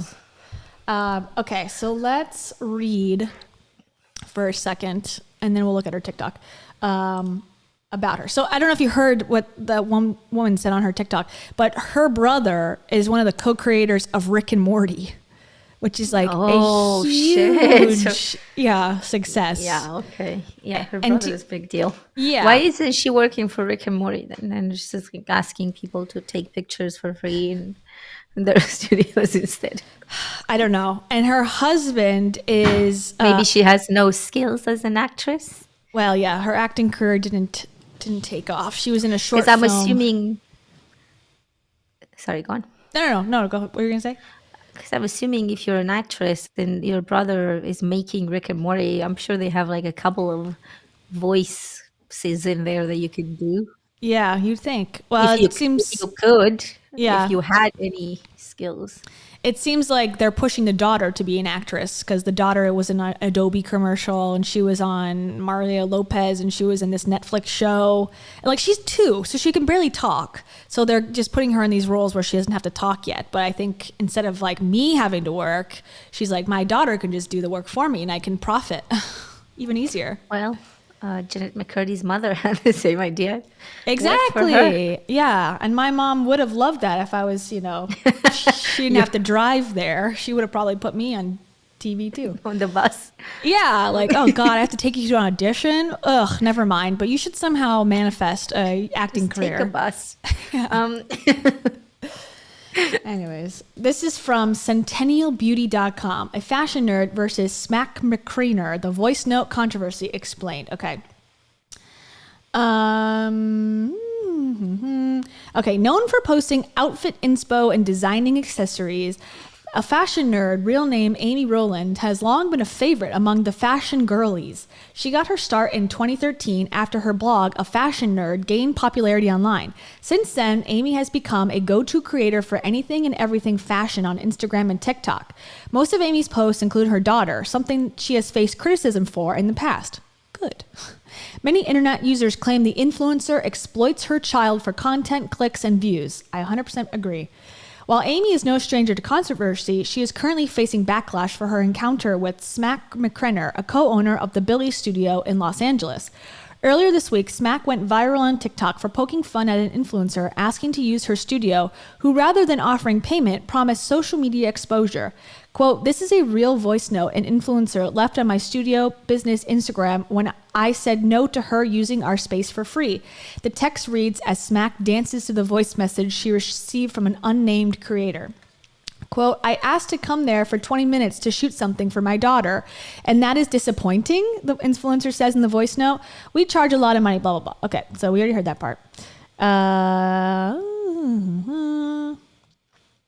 She went on to share the screenshots. Okay. What is this one? Hold on. Pause for a fun time. Oh, yeah. We already watched it. Okay. While Smack kept the creator's identity private, some viewers recognized the influencer's voice. For instance, Loyola, blah, blah, blah, and Mystique Salis on TikTok were among the many users claiming that Amy was the influencer in question. Amy soon deleted her TikTok profile and has put her daughter's TikTok account on private. However, one day after leaving the platform, a fashion nerd has returned to TikTok. So the one day break seems to be popular on TikTok. Oh, God. Well, Dave has taken loads of those. Yeah. I'm back, but I'll also be here too tomorrow. Hi, friends. Just so you know, We I'm still quitting connect. Instagram. I'm disappointed in all of you. I have like a friend in my friends list that does this so many times. Like, oh my God, it's crazy. Like, it's just after a while, it's like, okay, nobody didn't even notice you were here. Like, why are you announcing that you're leaving? It's so like, funny. I just assume that she's never there. So Yeah, like no one. Yeah, I know. It's like, okay, you make a big deal. I'm leaving, and then 24 hours later, I'm back. Actually, it's so weird to me. Hi, friends. So I had a little bit of a break. A 24-hour moment. Like, do you think they have like templates somewhere and just Insert have a template for when they controversy? leave? Probably. Insert this week. Yes. Day of the week that you left, the day of the week that you came back. Probably. Why? Yes, I know. It's like insert date, insert controversy, insert mental health reason here for break. Okay, so this one is talking about like how, okay, this controversy brought up other people's controversies.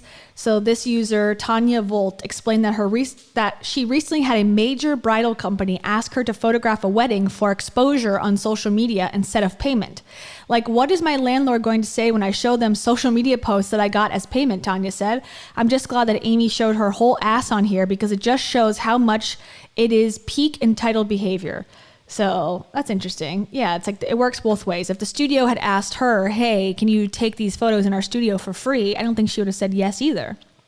You know, if it was reversed. No, she would have been like 10 grand. Yeah, 10 grand, bitch. Yeah, exactly. Yeah.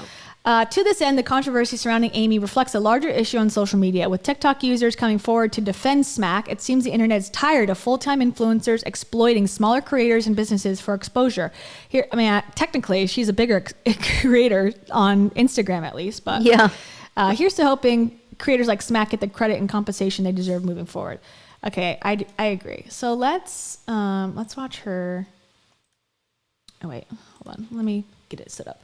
Let's go to her actual TikTok. Now, I'm going to have to do a little bit of like maneuvering so I can block the daughter because she's used so freaking much. So let's try. Okay. And her husband, her husband, we can see it here, worked for, or was on the show The Unmasked Singer, or made the masks for Unmasked Singer, or The Masked Singer. Sorry, God, I'm so dumb.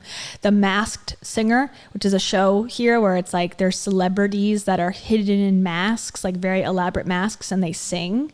So he's a talented artist. Okay, so it's Ryder, that's her daughter, Ryder Bird. Ooh, that's good. Yeah. That's a good mask. Her dad used to work on The Masked Singer. She doesn't understand ED or ER. She says here too, like how she said, we're a line. She says her dad used to work on The Masked Singer. It's masked. Past tense, isn't it? Oh, Unless I'm crazy. it's funny. Yeah, so here's the costume. All Halloween costumes are homemade. So that's them together. Those are nice. Yeah, that's right? got talent. Yeah. Yeah, so the husband does that. So she's the, the model here. And then this was posted one day ago. So this is after the controversy. Again, no comments allowed. So, she's back. And this is the type of amazing content that you can spend $10,000 to be featured next to. Yeah. Okay, so she's talking about her kid. She's going to show her kid, most likely. And this is the style. But, look, okay, so she's got, this is a week ago, 700 likes. I think the social media without, engagement with people is so bullshit. Like, what are you doing? You're just making these silly things. For what? You're not allowing people to talk about them. Yeah. Can you imagine just posting on Instagram, getting no likes, no comments? You just post. Nobody responds ever. It's like, why are you posting? I don't know. To say I'm an influencer. I don't know. And here, this one says, positive vibes only, ... Another one of my favorite wow. things. I love those good vibes only things. Oh, my favorite, toxic positivity. Yes. Good vibes only. Positive vibes only while I send insane voice memos to people. Okay, I'm here to change the negative narrative surrounding pregnancy, birth, and being a parent. I'm so sick of all the fear-based lies we grow up around regarding it all. Again, also, it's like you're a privileged white woman living in Los Angeles with money. Having a baby in your world is much easier, most likely. Just like people. Oh, the fear. It's like, if you're working a full-time job and now you have a baby and you don't have health insurance, your chances of being scared and fearful are much higher, and deservedly so. So I hate shit like this. That's like, oh, I'm here, a fashion blogger, here to teach you that having a baby is actually not that scary for me. It's like, shut up. Yeah. Anyways, I'm here to spread positivity and inspire you all. Fuck Okay. you. What about that business owner? You didn't inspire her with your positivity. Yeah, it's all Why again. not spread some money to a local artist that's that you're trying to positive. use? Yeah, just spread $225 to use the studio. How about that? It just, to me, it's like people who are like, I'm here to spread positivity. I'm already suspicious of your intentions off the bat. I'm just like, why? Like, why are you saying this? Because it's probably not true. It's another thing. Like, I'm a nice person. Okay, why are you feeling the need to say this? It's usually a cover up for something, in my opinion. And I'm here to inspire you all. I hate this too. Like, I'm just here to spread good vibes and inspire you. What, by existing, I'm supposed to be inspired that a person like you exists in the world? Like, oh, that's good, I guess. Like, I mean, I guess with fashion, I can see that you can get inspired because, like, sometimes.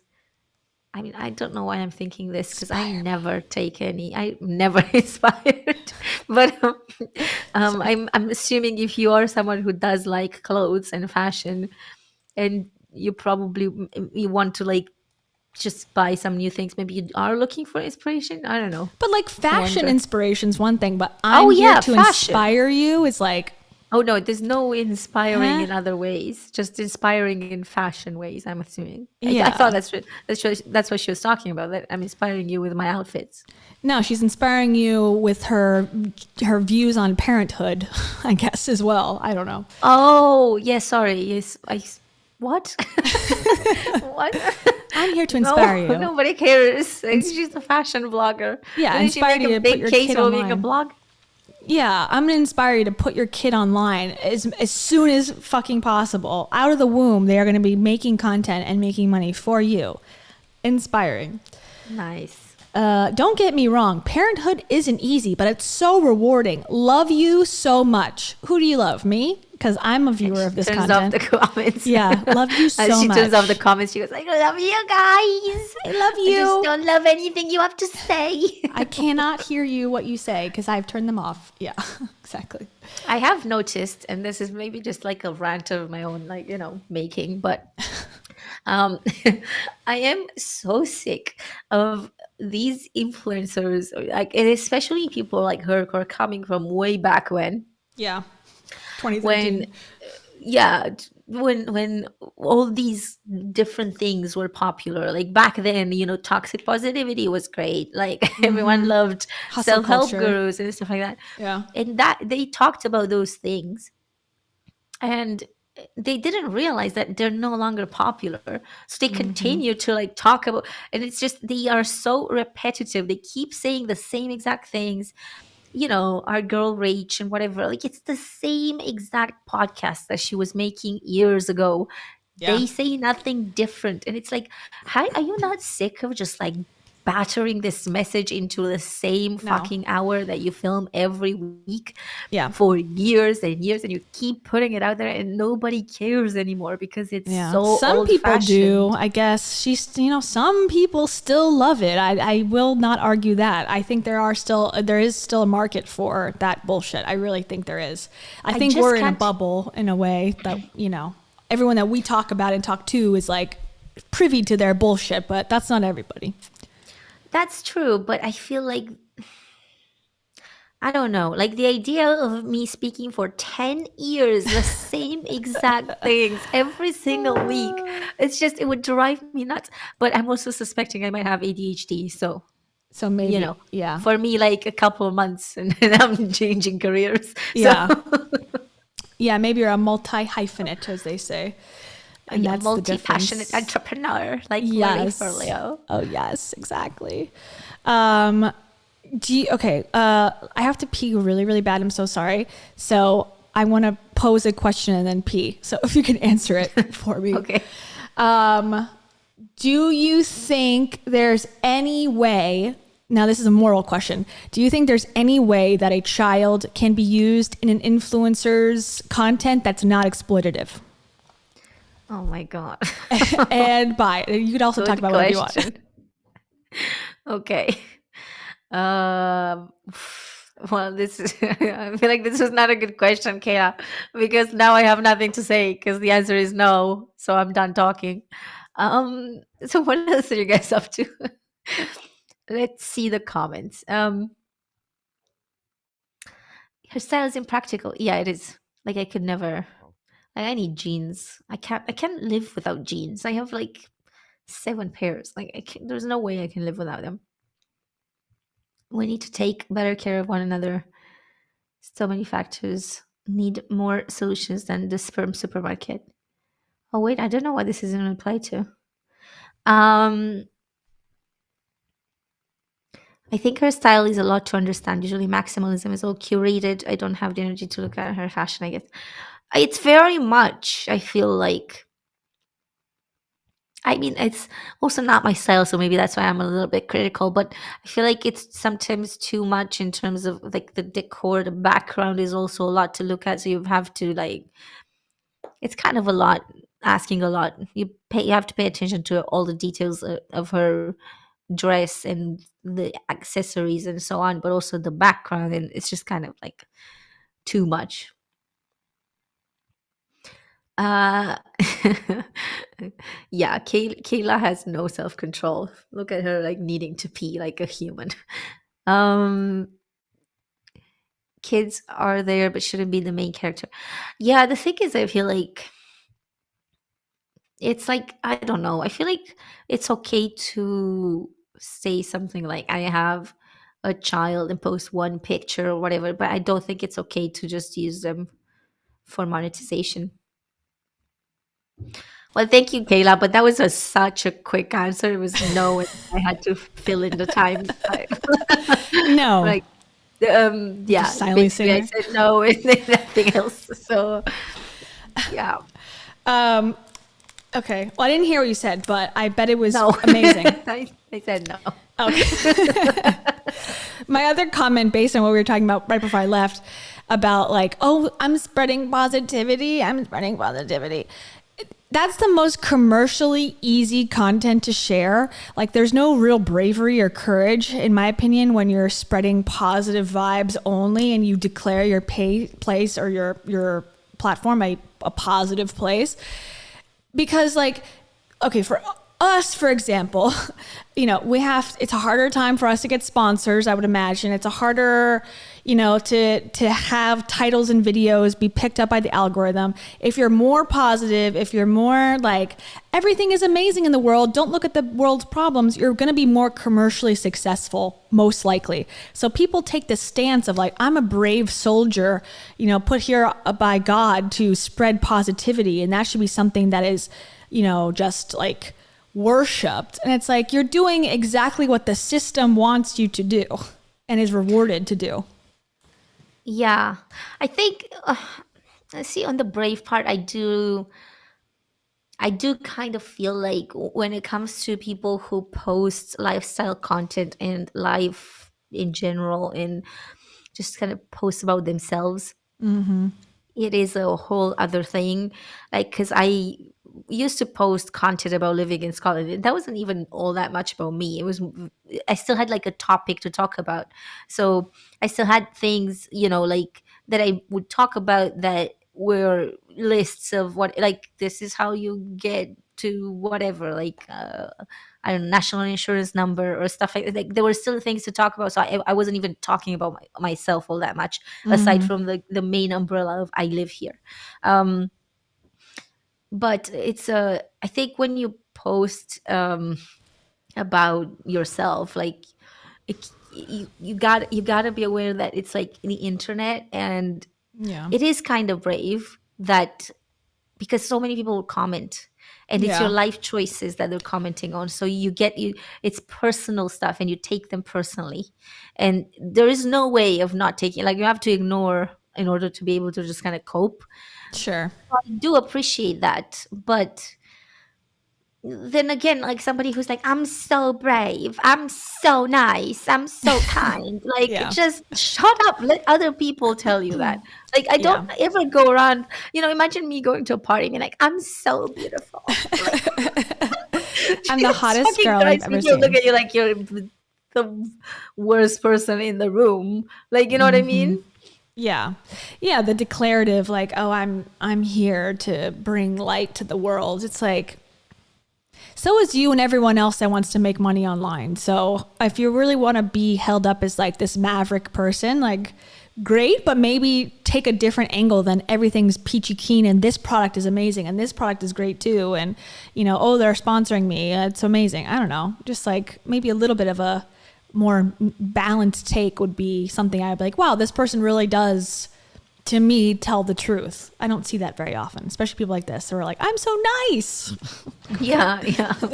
No, I love to do this parallel where you just take what influencers say online and imagine them saying this in like a real life group of people. Yeah. We go to a party and be like, I'm here, you guys, I have arrived. I'm spreading positivity tonight. And everyone's there drinking their drink. We're like, what? Like, shut up. Like, nobody cares. Yeah. You've insulted everyone by being here. And the cover charge was $5. And you literally sent the bouncer 3,000 emails about why you should be let in for free. Weirdo. But I'm positive, I promise. I'm positive. I'm positively negative. Yeah. Here's an example of an ad that I'm like, God, we have reached Black Mirror status here. This is a robot that allegedly they use, which I don't think is real. I mean, it's real, but I don't think they use it ever because, the content is... Okay, first of all, this ad is being recorded by a human being, I'm assuming, so you're not proving the point here. But it says 3 ways we use our Jita Mini robot. How would you use yours? Head to my link in bio for more info. There's no ad, doesn't say hashtag ad, doesn't say sponsored, but it does say PFF partner. So I'm assuming this is one of her $10,000 ads that she's placed on her TikTok account. Right. So 3 ways we use our Jita Mini robot. Meet Lemon. This is our high-tech following robot. This robot can hold up to 20 pounds and it's perfect for photo shoots. Me and Ryder have all of our accessories in there and our shoes and our camera. We're able to walk around the entire neighborhood and do photo shoots so easily now. This thing is like a mini assistant. It's amazing. And once we're done, it follows us all the way home. We absolutely love taking Jita Mini with us to the corner store because it follows us all the way there and it holds my purse and my phone, which is amazing. And I can grab as much as I want, knowing that I don't have to carry it. We start putting everything in there, and once we're ready, we just press a button and it follows us all the way home, hands-free. I love it. This thing is super convenient. The third thing we like to do with the Jita Mini is take it for picnics. This thing is amazing. It follows us all around and holds all of our food and our blanket. Not to mention, it has a charger in there, so it also charges my phone. So this is how we use our Jita Mini. How would you use yours? Okay. Here are 3 ways. What I want to know is... Sorry. I want to know this. Yeah. What is the engine power of this? Because I wonder if it can go uphill, because here I live up the hill. No. And it takes kind of a lot of me to go uphill. So Flat road. If it could just get my groceries and come uphill, it would be great. But I don't think that it could. But another problem we might run into is that here we have cobblestone. Ah, yes. So I think the wheels would be out in no time, let's just say. Yeah. This is how I use my robot. This is how I use my dystopian influencer robot in LA. I have it for my picnics. Okay. Yeah. Sure. Picnics where? Like in the rain? I mean, sorry, I forget that we don't all live in a very rainy just countryside of England. But sorry. It's hot here. We have flat road here. It's funny, like I was just thinking of this because these guys were talking about like going camping, and there was an Italian girl there, an Irish dude, me, and one Indian guy, and the Irish dude was like, "Yeah, we're going camping," and it's like fucking November and it's raining and it's cold as fuck, and like the 3 of us are looking like, "What?" Like, no, thank you. But like British people would just like jump into a like frozen river in the 1st of January and be like, yeah, it's just camping. We're just, and I'm like, I would die if I did that. I would literally die. My body would not be able to take it, and I would die right then and there. Yeah, I would have thermic shock. Agreed. I'm not a cold weather person. I literally at all. don't understand how people can camp in the cold. Like, don't you guys get sick? Like, what Probably. is going on? Like, is there something, is there a problem with my body? Because I would be sick, like, before we get there. Yeah, it's probably just like what thinking you're about used it to. makes me sick right now. Yeah, it's probably whatever your body's used to. Like if you grew up in that, you probably got warmer blood or whatever. God, I have no idea. I swear to God. Like I wish I had those kinds of genes. Yeah. Well, you know what jeans you should have? Massimo jeans, the best jeans. #ad, #partner. I don't know. Oh, this says the #ad? No, it's not. I don't. I feel so bad. Undisclosed sponsorships, y'all. That's the way to make money. Yeah, these are cow hoof sparkle plumps. Looks like to me. Camel toe shoes. Right? I mean, I don't know. That's what it looks like to me. Sorry, my voice is dead. Oh my God. I'm sorry. I know. I hate that. That was me before. I feel bad for the daughter sometimes because, like, for example, like I took my daughter who's 2 years old to the Louis Vuitton Museum. Like, okay, I don't think she can comprehend what the fucking Louis Vuitton Museum is. Like, she's just going there to like, actually, here's one more example before we move on. Totally.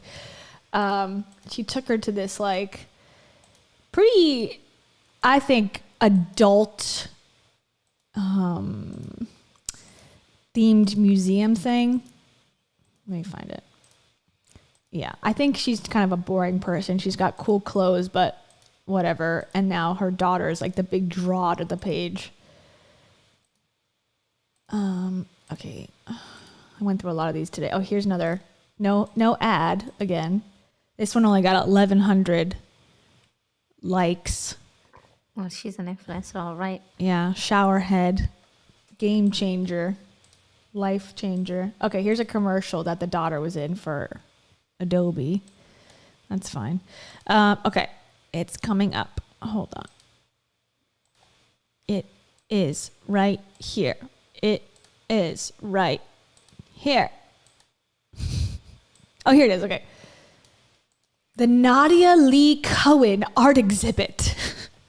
Oh my. Definitely a child Friendly art exhibit. yes, come with okay. I always saw this, I'm like, poor kid. Like, she wants to be in a McDonald's ball pit. Like, let's be honest. Yeah. She just want to be at this fucking fashion influencer, like high fashion, art exhibit. But she's forced to because this is the content. And that's art, which is kind of cool. She's like, this is me dancing around in the art exhibit. She is so bohemian. She really is. She's a crunchy mama. She's so nice. She only needs 20 minutes. I honestly, this is so, to me, bad. This is so bad. Here's where she was born. I grew up on this horse ranch. Oh, just a little look at that. Look at that huge horse ranch. Yeah, horse ranch / almond farm. You know, she's rich. Yeah. I wish I had a horse ranch. Yeah. I don't even have a horse. Me neither.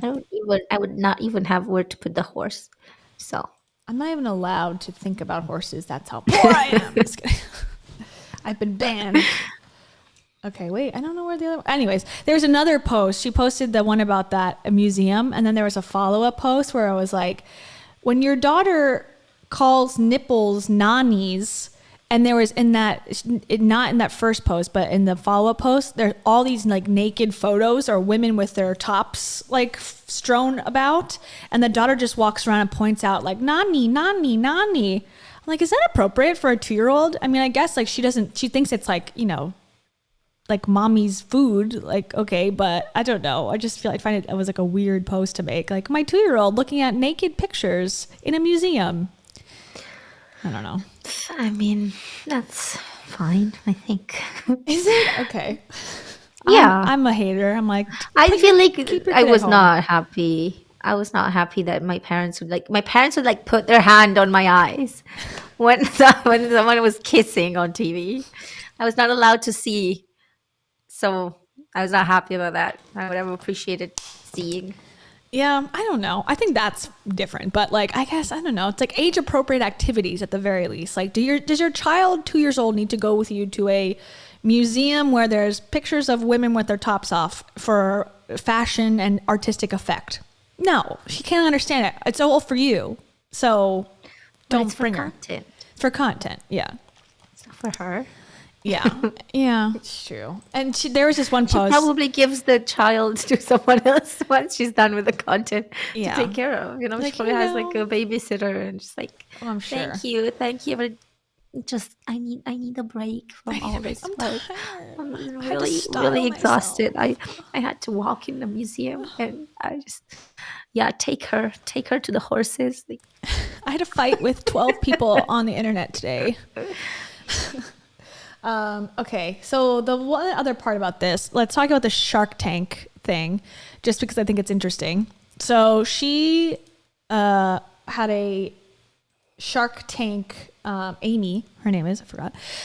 Amy had a Shark Tank appearance, and basically she had an idea for an app, or had an app called Fashion Tap app. And it closed in 2018 because it didn't work. So now, okay, she's a full-time blogger again.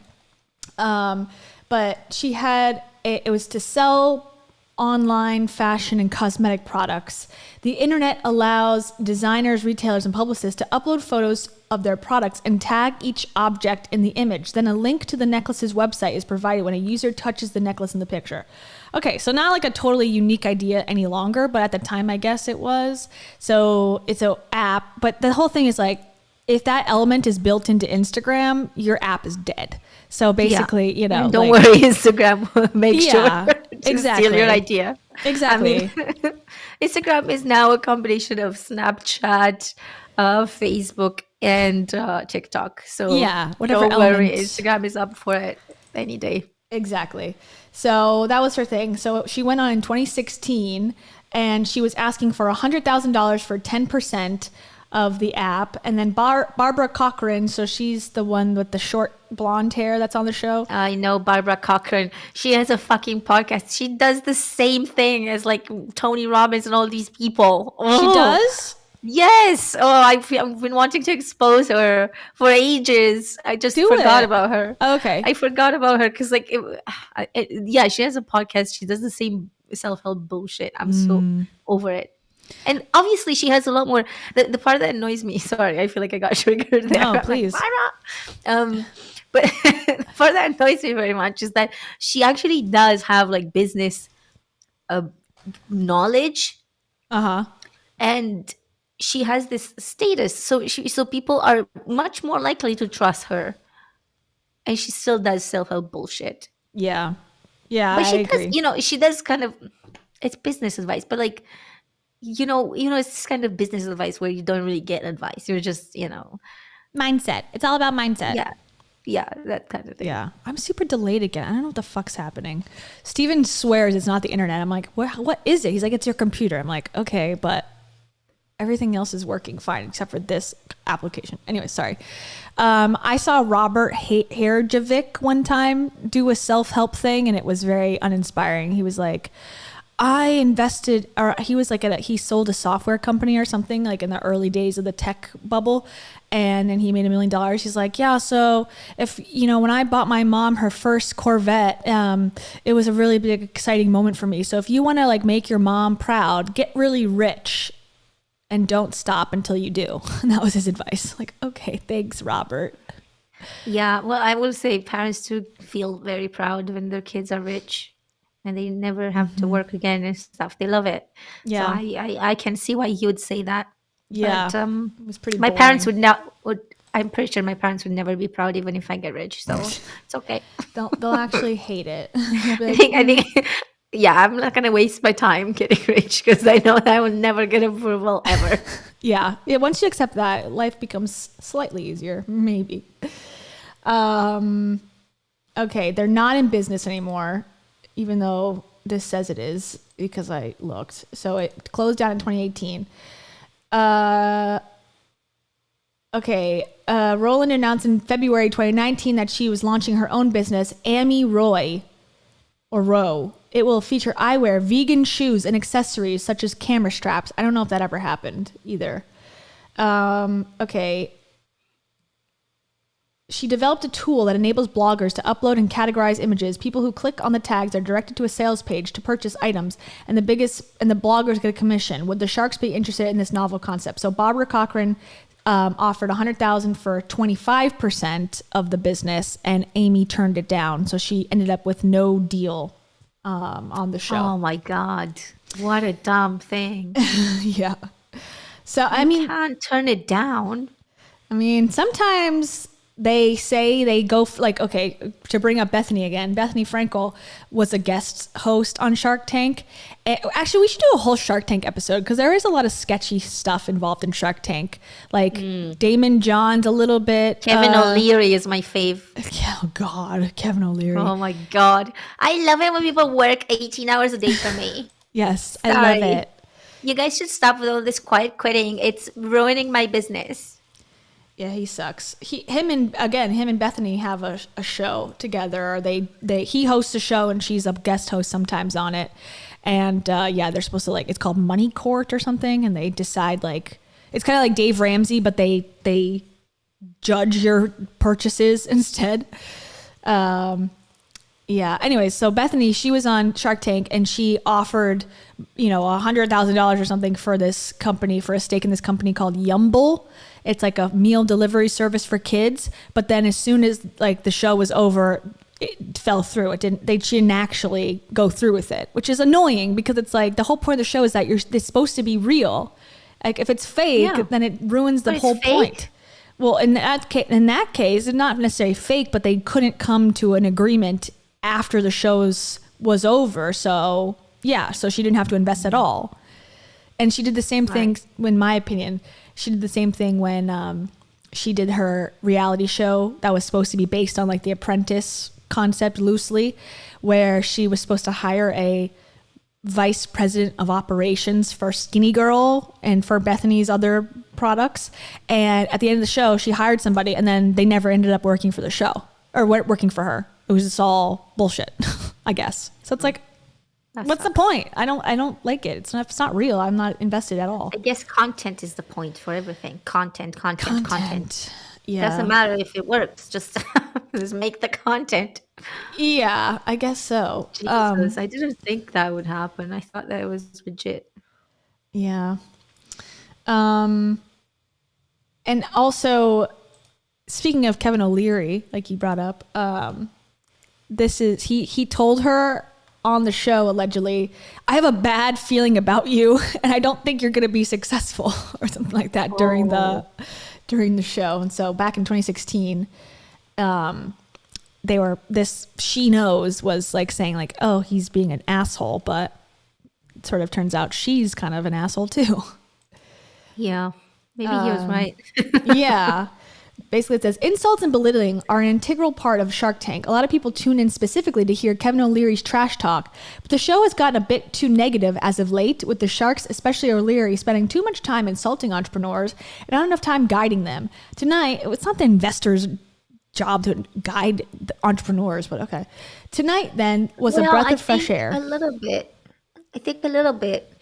Well, I don't think on the show, but I think when they invest, because that's the whole point, because they're businessmen, businesswomen, and they know how to do business. So when they say I want 25%, essentially what they should be bringing to the deal is the money and their expertise. And they say that, but on the show necessarily, I think the part of the show is to point out the holes and the bullshit. I like that part where they're oh, you have 100,000 gross annual sales. What about your net? And they're actually net, we're negative 4 million. It's okay. Imagine influencers going there.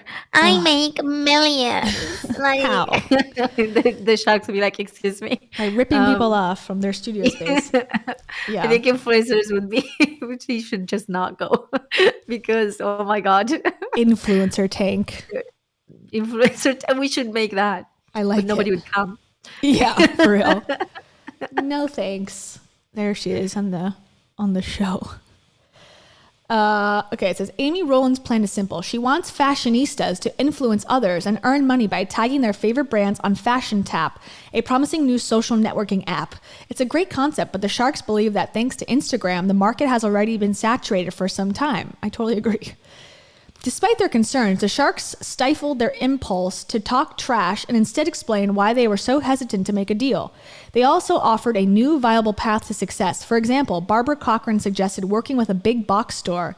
Additionally, the sharks advised Roiland to not focus on blindly marketing with what little money she has available, but rather to think more about cutting deals with business developers. Unfortunately, the sharks' good advice is not always well received. Tonight, for example, Amy Roiland disregarded the excellent feedback offered by Cochran and her fellow sharks and decided to hold out for more money, even though the offer she received from Cochran was fairly generous given the circumstances. When Roiland turned down Cochran's deal, the generosity disappeared and the sharks started to get a bit nastier. However, by this point, viewers agreed that Roiland was asking for the negativity. A few even claimed that her appearance on Shark Tank was nothing more than a transparent marketing ploy. Yeah, I think that's part of it too. It's like, doesn't matter if the deal goes through. It's like you got all this like national media attention. Yeah. Cochran wisely pulled out and Roiland walked away without a deal. She did, however, receive plenty of notoriety, which is probably what she wanted in the first place. In fact, the fashion app crashed as a result of the traffic brought about by her appearance on Shark Tank. Regardless of their behavior and the end of tonight's Fashion Tap segment, the Sharks gave some truly intriguing insight while discussing fashion and social media with Roiland. This segment of the show is very enlightening and thus more valuable than the name calling that has unfortunately become a regular part of the show. But I saw a clip, maybe I'll have to find it on TikTok. I saw a clip where he was talking about her and was like, I don't think this is good. And I think something's wrong with you. Shark Tank Fashion Tap. Let's just see. Hopefully we don't get demonetized for this one thing. Dang. Maybe? Hi. No. I don't know. She posted about it. Yep, But I don't think she's going to post this line, most likely. The bad parts, but let's just see. I was on Shark Tank, Season 7, Episode 26, with my app Fashion Tap. Yep, I was on Shark Tank, Season 7, okay. Episode 26, with my app Fashion Tap. No context past that. Well, if I find it, I'll watch it privately in my home and no one can see it. But you enjoy. Yes. Yeah. Yeah, she wanted the exposure. She thinks exposure is great. I mean, it is. It makes sense. Yeah. From Shark Tank, sure. Yeah. From her own Instagram, I'm not sure it's the same exact thing. Yeah, I don't know. I think she's got to definitely take a break for a while and maybe try to come back. But also, she wasn't that big to begin with, so to come back and be like super popular, I think it's tough. To become bigger than you were before, or you were canceled.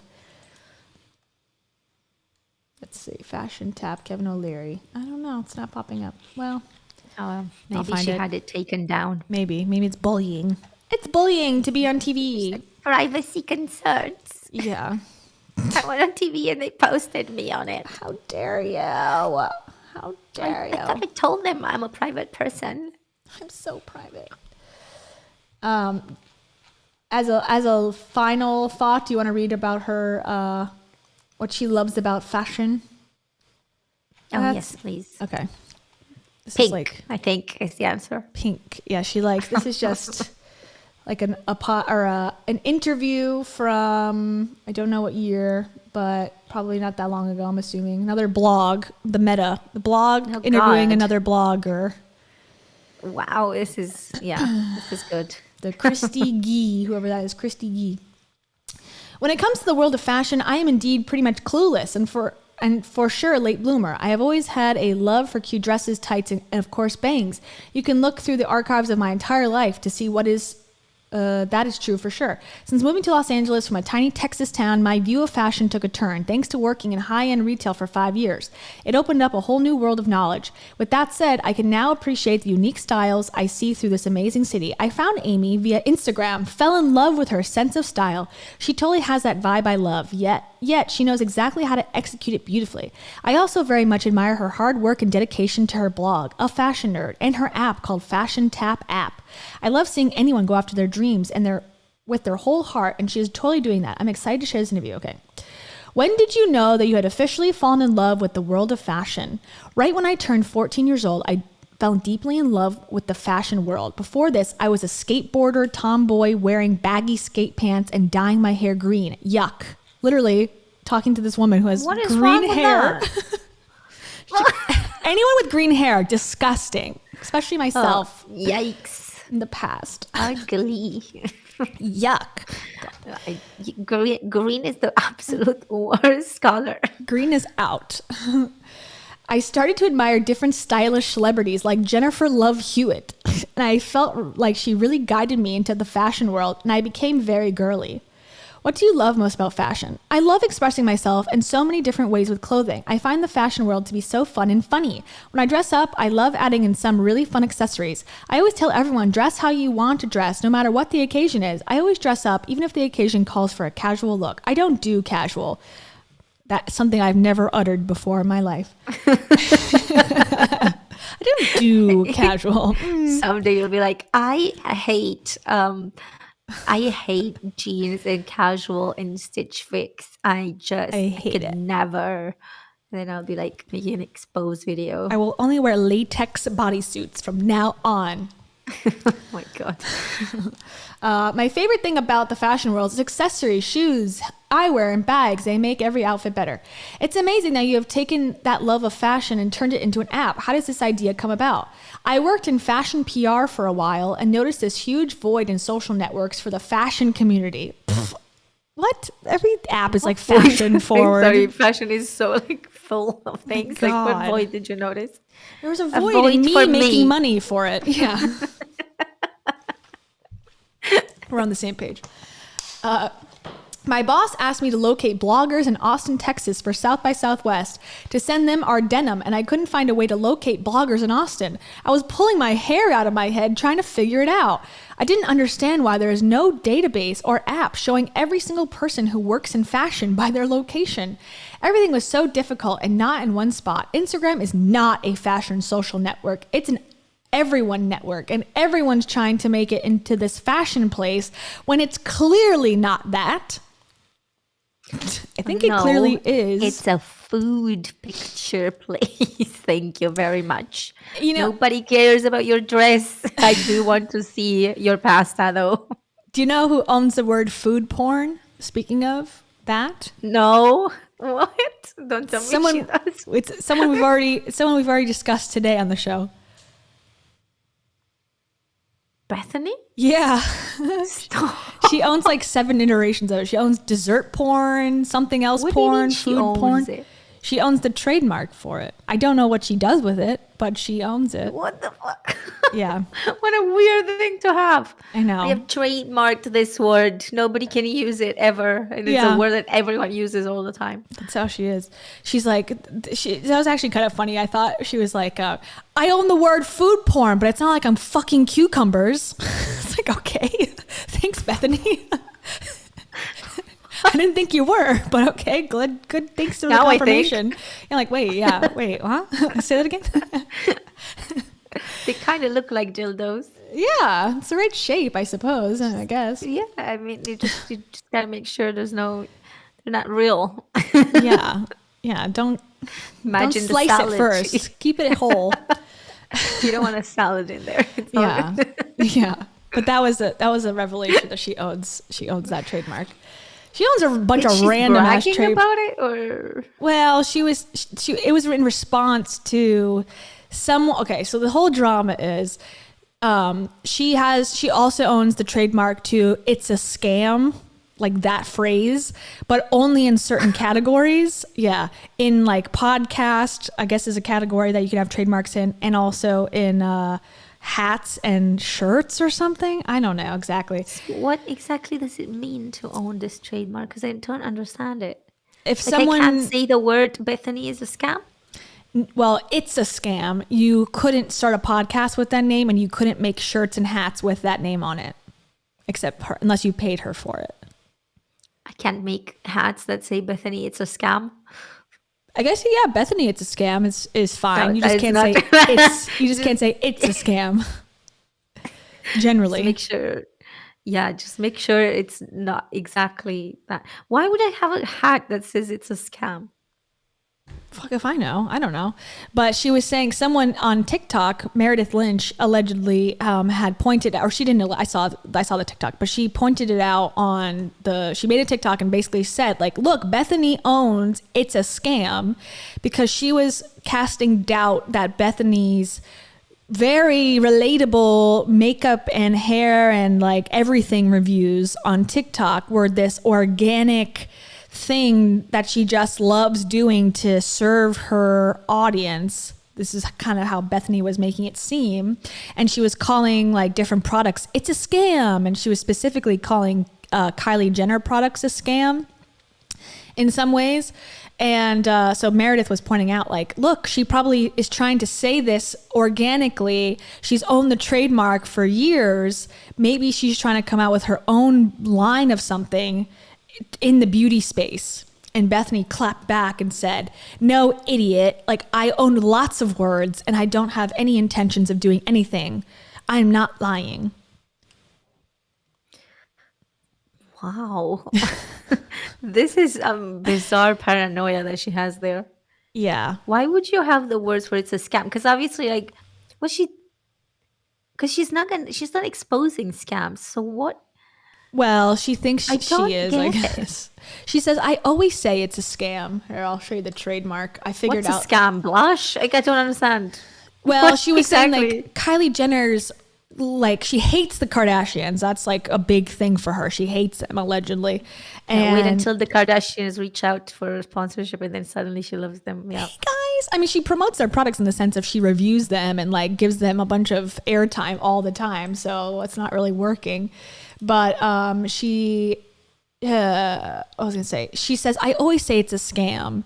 And, like, so Kylie had, like, a PR box or something, and two of the products together cost like $50, but then if you bought the special box that was like the special edition, it was like $70. So she's like, it's a scam.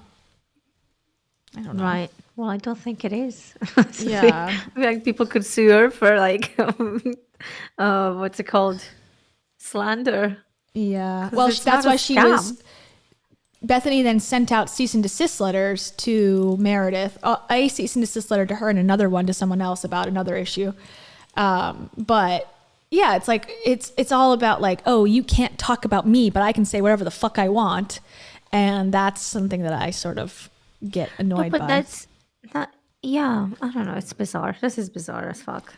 Yeah. Never imagined this would be a thing. Here's It's a scam. yeah, here's Mention a it list. all?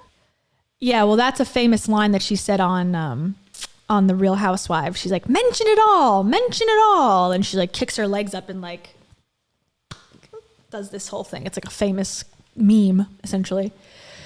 Yeah, so these Bethany are Claus? yeah, so it's like Santa Claus, but Bethany. No, I'm just kidding.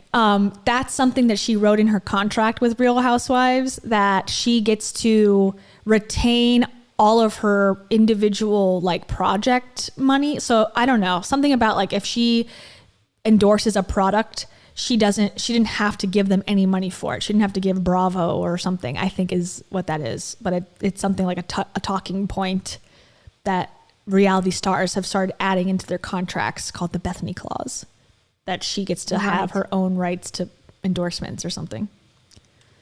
Okay. Well, Yeah. bizarre. Yeah, so About Face, I don't know what that is, LOLbrity, LOLbrity, The Big Shot. Celebrity. Yeah, The Big Shot with Bethany, that's the reality show I told you about, the competition show. And then some you can see are live and dead. So It's a Scam is still live. Mention It All live. B Mentions It All is still live. Bethany Mentions It All. Cutthroat Concierge, dead. About Face, dead. Just B, that's her podcast name. is live. The big event with Bethany, dead. Celebrity, dead. Bethany Claus, dead. So I guess you can use that now if you want to make a hat. Or actually, let's see. It was in entertainment services, namely providing podcasts in the field of talk show, comedy, drama. So you can now make the Bethany Claus podcast if you want. This is so bizarre. And this is just one of 3 LLCs that are associated with her brands, allegedly. But, you know, I think you could prove it. It's true. Because I don't even think... Oops, sorry. You're okay. Sorry, I have to take regular breaks to cough. You're good. I don't even think that titles are intellectual property. You can use titles for things. Well, So I guess it's different categories. You can make your own podcast. You're like Bethany, what would you call it? Mom, whatever. Momsters. Look at all these. Momsters. But like, or your own, you could write your own book with that title if you wanted, I think.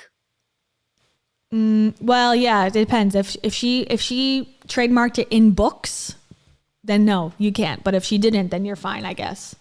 But look at all these. Look how many skinny girls. Wow. So then you go, okay, Skinny Girl Pizza, right? Okay, Skinny Girl Pizza. This is SG Marks LLC, owns the trademark for this. Okay, so you know that's associated with Bethany because Skinny Girl Pizza is part of her brand. So you copy this. So I learned this, by the way, because of this issue, how to do this. Then you go to owner, and then you can see SG Marks, all the ones that she owns on this LLC. So not only does she have the first batch, she's got this batch too. So here's money from trademarking. What's going on? She claims so. Why are you like, I don't get it. I do not understand. Thirsty Gal by Bethany. Okay. Dead. Doesn't matter. Thirsty Gal. Skinny Girl. Okay. SG Curvy Girl. She wants to get part of that market too. She's like, skinny girls are just not paying the money I would like. I want to also capitalize on curvy girls. But like, the thing, I feel like when you trademark things, like, and I just generally realize I don't know anything about trademarking and why it's done, but I'm assuming. Sorry, I'm assuming that you trademark things because you want to make something. Well, I guess that. she did. I don't know. I guess she claims that she's had ideas for all of these and just never. How many shows can you possibly have? I'm sorry. I don't know. Yeah. Like how many? Because like, if she's 20. Not doing anything with them, like aren't you just wasting a lot of money on trademarks for some reason? Yes. And some of them she lets die. You know, like Thirsty Gal, whatever. One that I thought was interesting too. Okay, Bethany's Mooj. It's kind of interesting. That's like almost like a shawl. Casey wanted to know. Bethany's Mooj. So you can trademark your shawl? Maybe? Yeah, apparently. Can you trademark tarot? I could. I don't have the money though. So nobody can ever name their cat Tarot ever again. Gene Pool. This is the last tarot that ever existed. Yeah, the one and only. I'll register her in cats. Yeah. So if I ever want to make, for some reason, like t-shirts with your cat on it, yes, then I can't. You can't. You can't do that. Like, does she? I don't understand. Is this like a fame thing? Are famous people afraid that people would just like make merch with their face? Because like, why would they do that? Why? I don't know. I have no idea. They literally would not even give a shit about your merch. Yeah. Girls' night in. Like, it's like, girl, don't worry. People don't even want to buy your merch, let alone make it. Yeah. What? Well, she's gonna make sure if someone does, she's gonna legally, sue them immediately, and then she's got her trademark image. Got to protect that. Makes sense. Okay, this one I thought was pretty egregious, sort of, in a way. Okay, so Bethany Frankel's daughter's name is Bryn. So instead of Skinny Girl, now it's Brinny Girl, like her daughter. and she was going to make handbags, purses, and wallets, backpacks, beach bags, coin purses, baby carriers, whatever, clothing for babies. So she was going to have a children's line closely associated to Skinny Girl, but instead Brinny Girl. And I wonder if that's why she called her daughter Bryn, so it could rhyme with skinny or Brinny. Oh, God. I don't know. I'm just speculating, obviously, but... And another question I have, I mean, obviously, like, I know that you're not a lawyer, but like, aren't these like when you trademark them, are they trademarked like all over the States? Yeah, I think it's nationally. I don't think internationally you can do anything, but I think in the United States, yeah. I'm making t-shirts. Skinny Girl not all cheap. over. It's not cheap. If she wants to sue me, she has to come to the UK for jurisdiction. She has to sue me in international waters. Yeah, she will. Don't worry. I'm waiting for my cease and desist any day now. Any moment. There was a whole another page too with Bethany, but or is it just the state one? Like if you're like in New York State, does the trademark only work in New York State? Ah, okay. Well, at least she's got the states. Yeah, she's got all of them down. Yeah. Jesus, what a paranoid! I never imagined this would be a thing. This is so bizarre. I know. Here's the third list that I found. There may be more lists, but here's BB. Okay, here's more like generic ones. Cocktail du jour by Bethany. Pointless travel. Judge foodie. Naughty French. Bethany's cocktail du jour. Sendless. Intimidating. The word intimidating.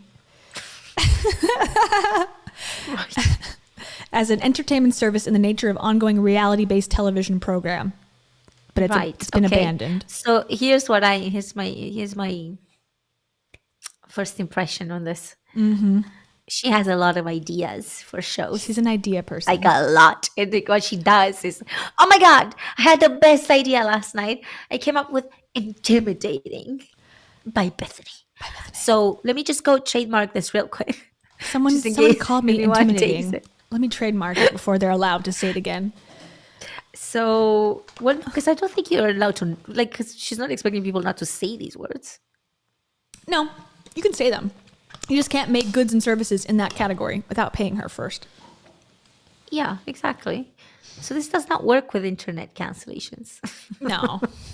Cancelled, says Haley. Yes, I'm cancelled. I like it. Trademark it immediately. Yes, exactly. But it sounds like that's as far as she goes. Like she trademarked the trademarks. She trademarks the show. And then that's idea it. Name. Like she doesn't go and pitch it. She doesn't like.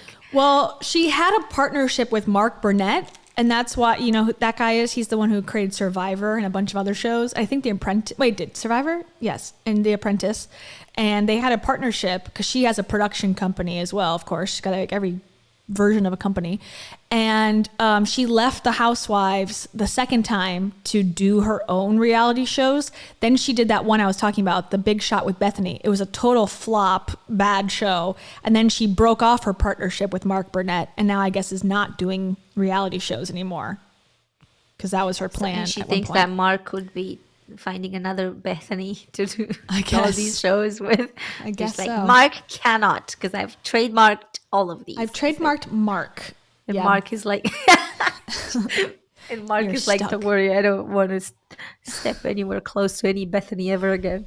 Yeah.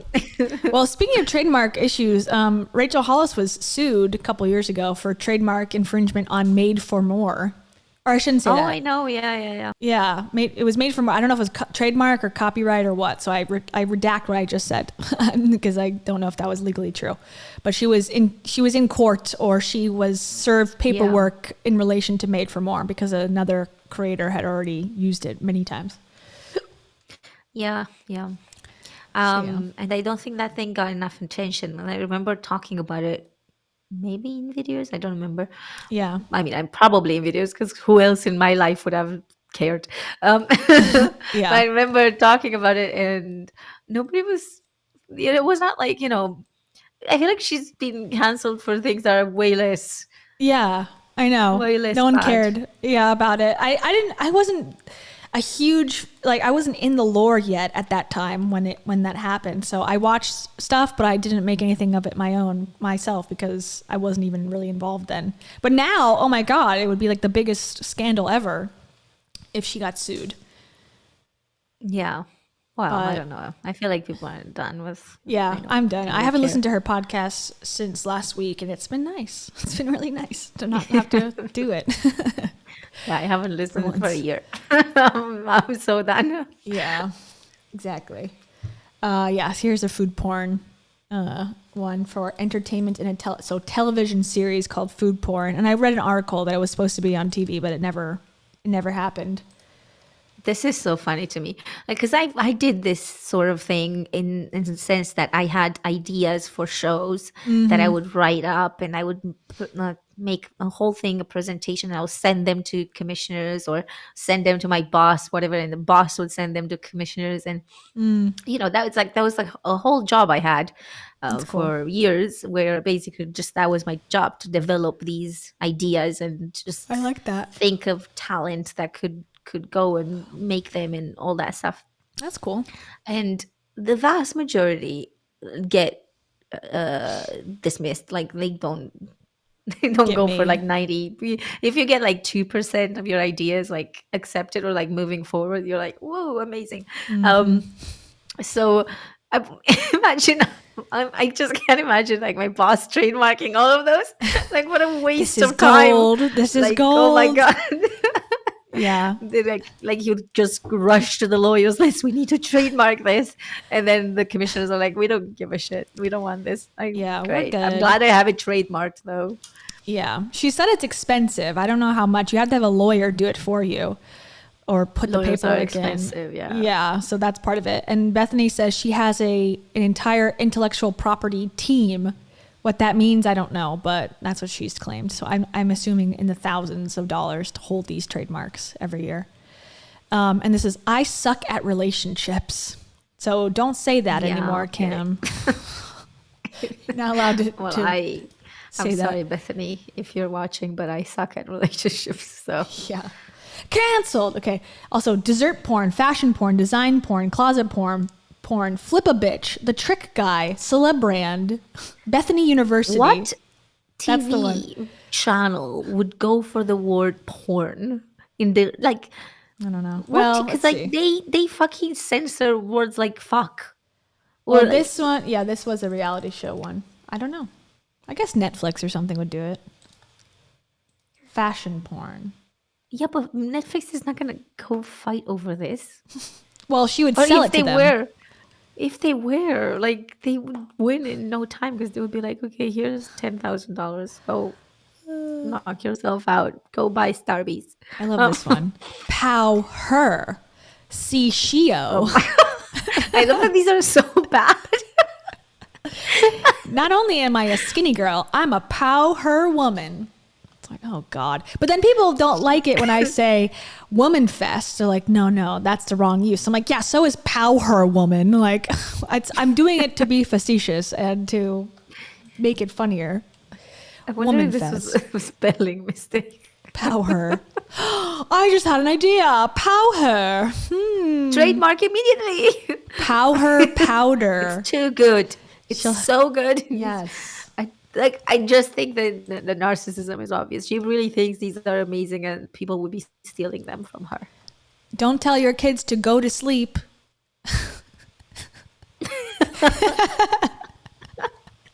At least when they're wearing their go-to-sleep pajamas, nightgowns, nightshirts, and sleeping garments. Go hand in hand with like, go to your room. You're to your room. Grounded.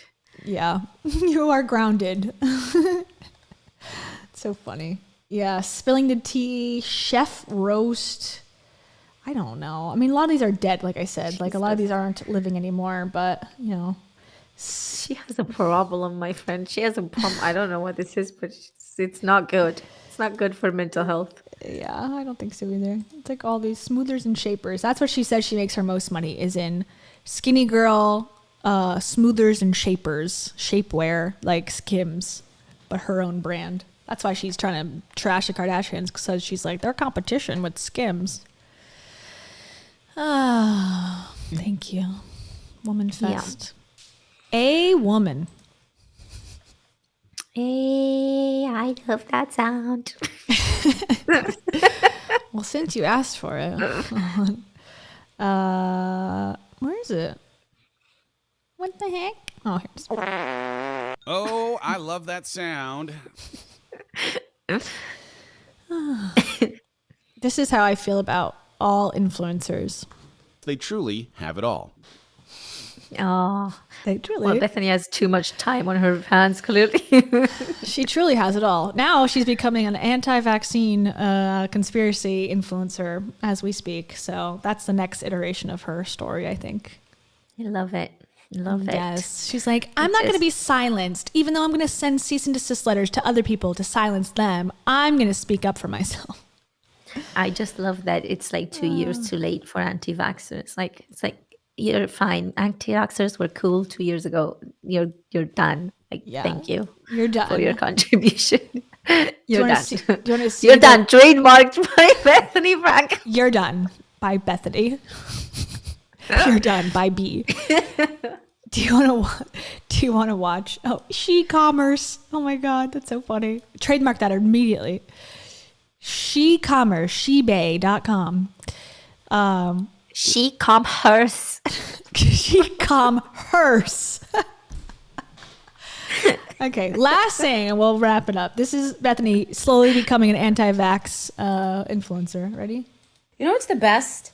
Everybody's an expert on everything. Like, don't you talk about the vaccine when you're talking about what's gone on with your health. Oh, let me get under the covers. I'm scared because in the last couple of years, it's been so normal. Everything's normal. Just like locked in our houses, getting sick, chipping our teeth, having 104 fever, then getting shots at CVS, then, feeling sick and not knowing what the fuck is going on because our bodies are upside down. Like, ooh, I'm so scared. I can't say the V word. Can I say the other V word? Do I have one anymore? Like, what the fuck? Jesus, I'll talk about whatever I want. I'm going through a medical journey and sharing Hashtag medical collecting journey. data. And we're allowed to have Trademark. Conversations. It's like Trademark. politics now. Medical journey. Fuck you, whoever has a problem with me just sharing and talking and learning and expressing. I'm not spreading any kind of like pop propaganda. I don't know. And we're not fucking babies. We understand what a vaccine is. We understand side effects. We understand what a flu shot is. We could decide what we want to do. We could decide to take the morning after pill. We could decide to take NyQuil. We could decide to drink vodka and smoke pot. We get to make our own decisions. Ooh, don't talk about it. Oh my God, if you say something. What are we? We're mummies? No brain? Shoot me, whatever you want to give me. I'm just walking towards the light. Like, what the fuck? I mean, I'd like to know what's gone on. Then we can make educated decisions. Jesus Christ, people are so annoying and crazy because of the last headline they read, the last thing they read. Are you a fucking genius now? Honestly, you went, 72 years to medical school. You know more than anybody. She posts 100 times a day. Also, by the way, She can't stop talking. Jesus fucking Christ! I feel like I've watched hours right now. okay. What was with the contour lines on her cheeks? I think that's just her face. Honestly, she got a lot No, of. just like a brown. There's like a brown line on each side. That's Really? a contour line. Shut the fuck up. Can I see it? Am I So just sick. the only one? I think Do you that's guys her see it, or bone. is it just me? I honestly think that's her face. She had a very wide jaw before, and she says she got Botox to bring it down. I don't know how that works, but her face has changed over the years, and she says it's because she got Botox. So I don't know if that's part of it. I don't know. She claims she never wears She have makeup. 45,000 likes on this. Cause People like, are insane. Mediums are liking it. That's why.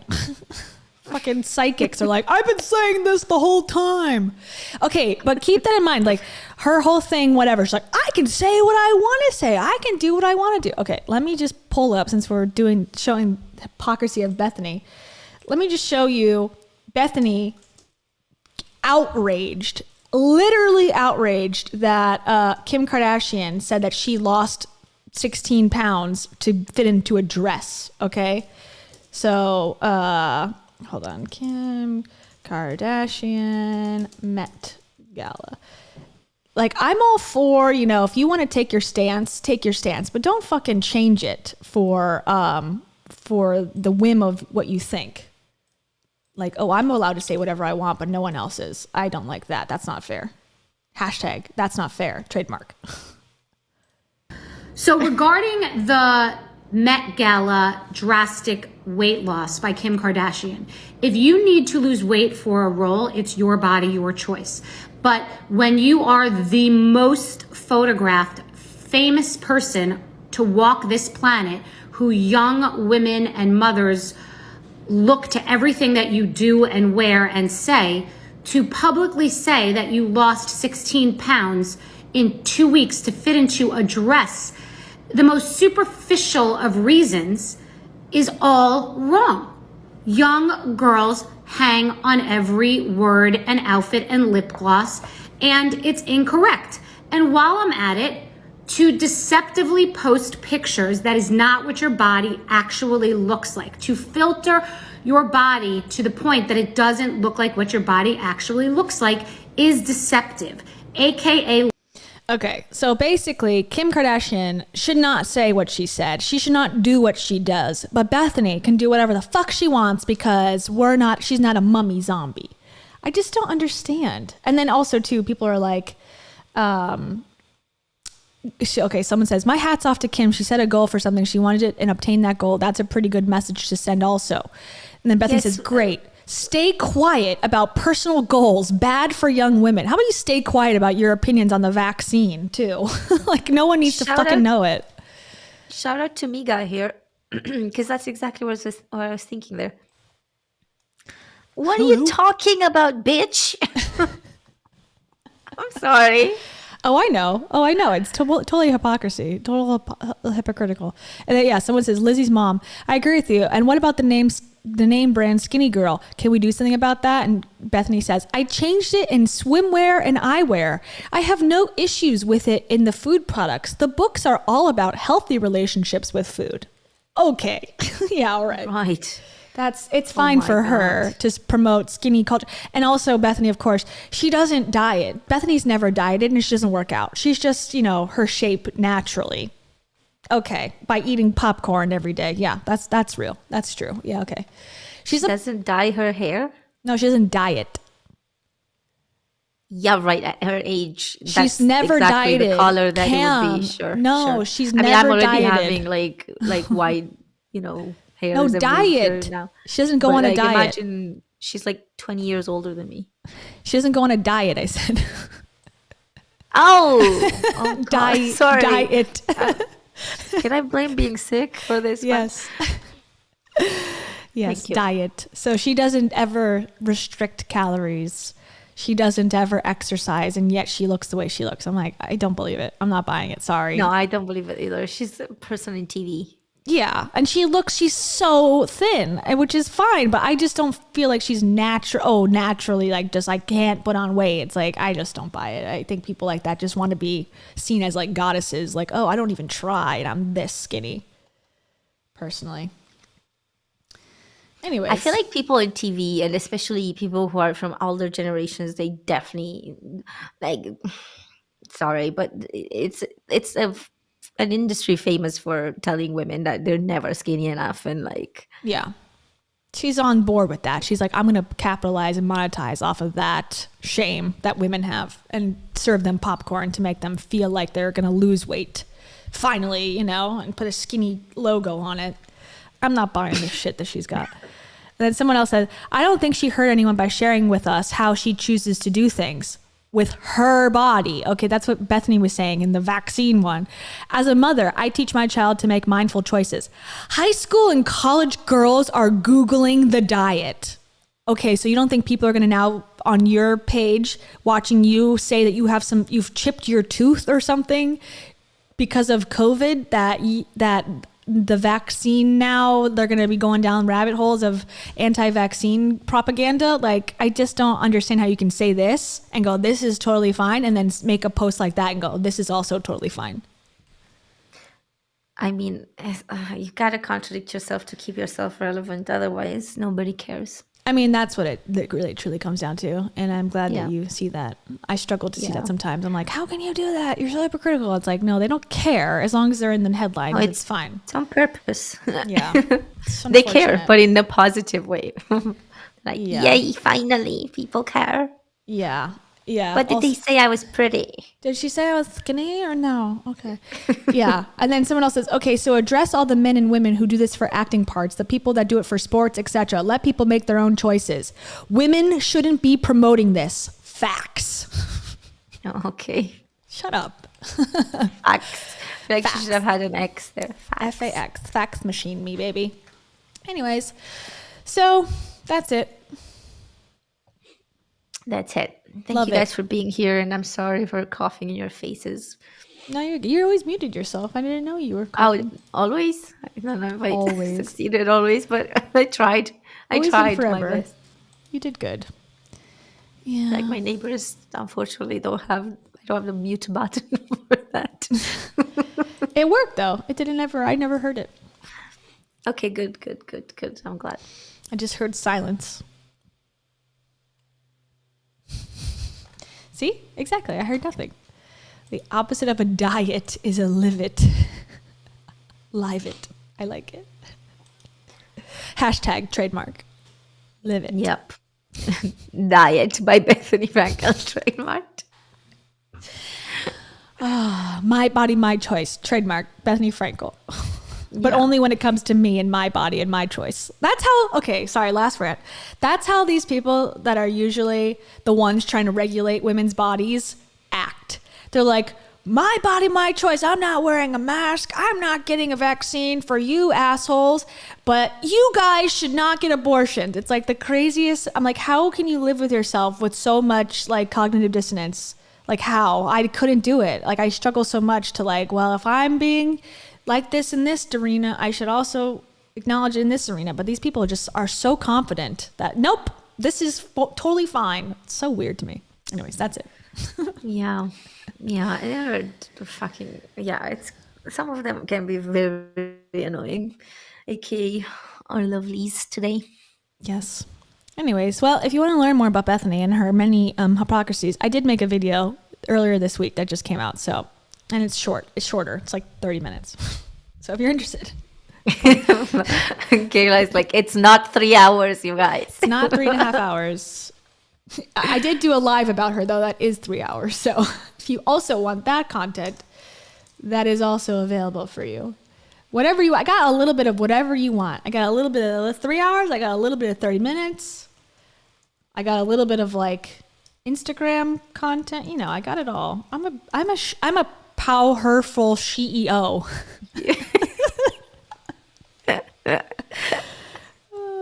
I'm sorry. My face is so broken. Oh my God. Jesus. Here it is. I only drank once in my life. Ever. Yeah, don't trust this bee. Wait, this bee? Trademarked. This bee, trademark. Cease and desist immediately. Bethany is a bitch, trademarked by Bethany. That's like a thing. That's like not a rumor, but that's like a thing. It's like the guy who owned like Babe Ruth or whatever, like the name. He also owned, or no, it was Elvis. It was Elvis, not Babe Ruth. It was Elvis. It was like, I love Elvis, and then he also owned I hate Elvis. And he made money on both sides. Like, that's true business. It's like, I guess. Yeah. Sure.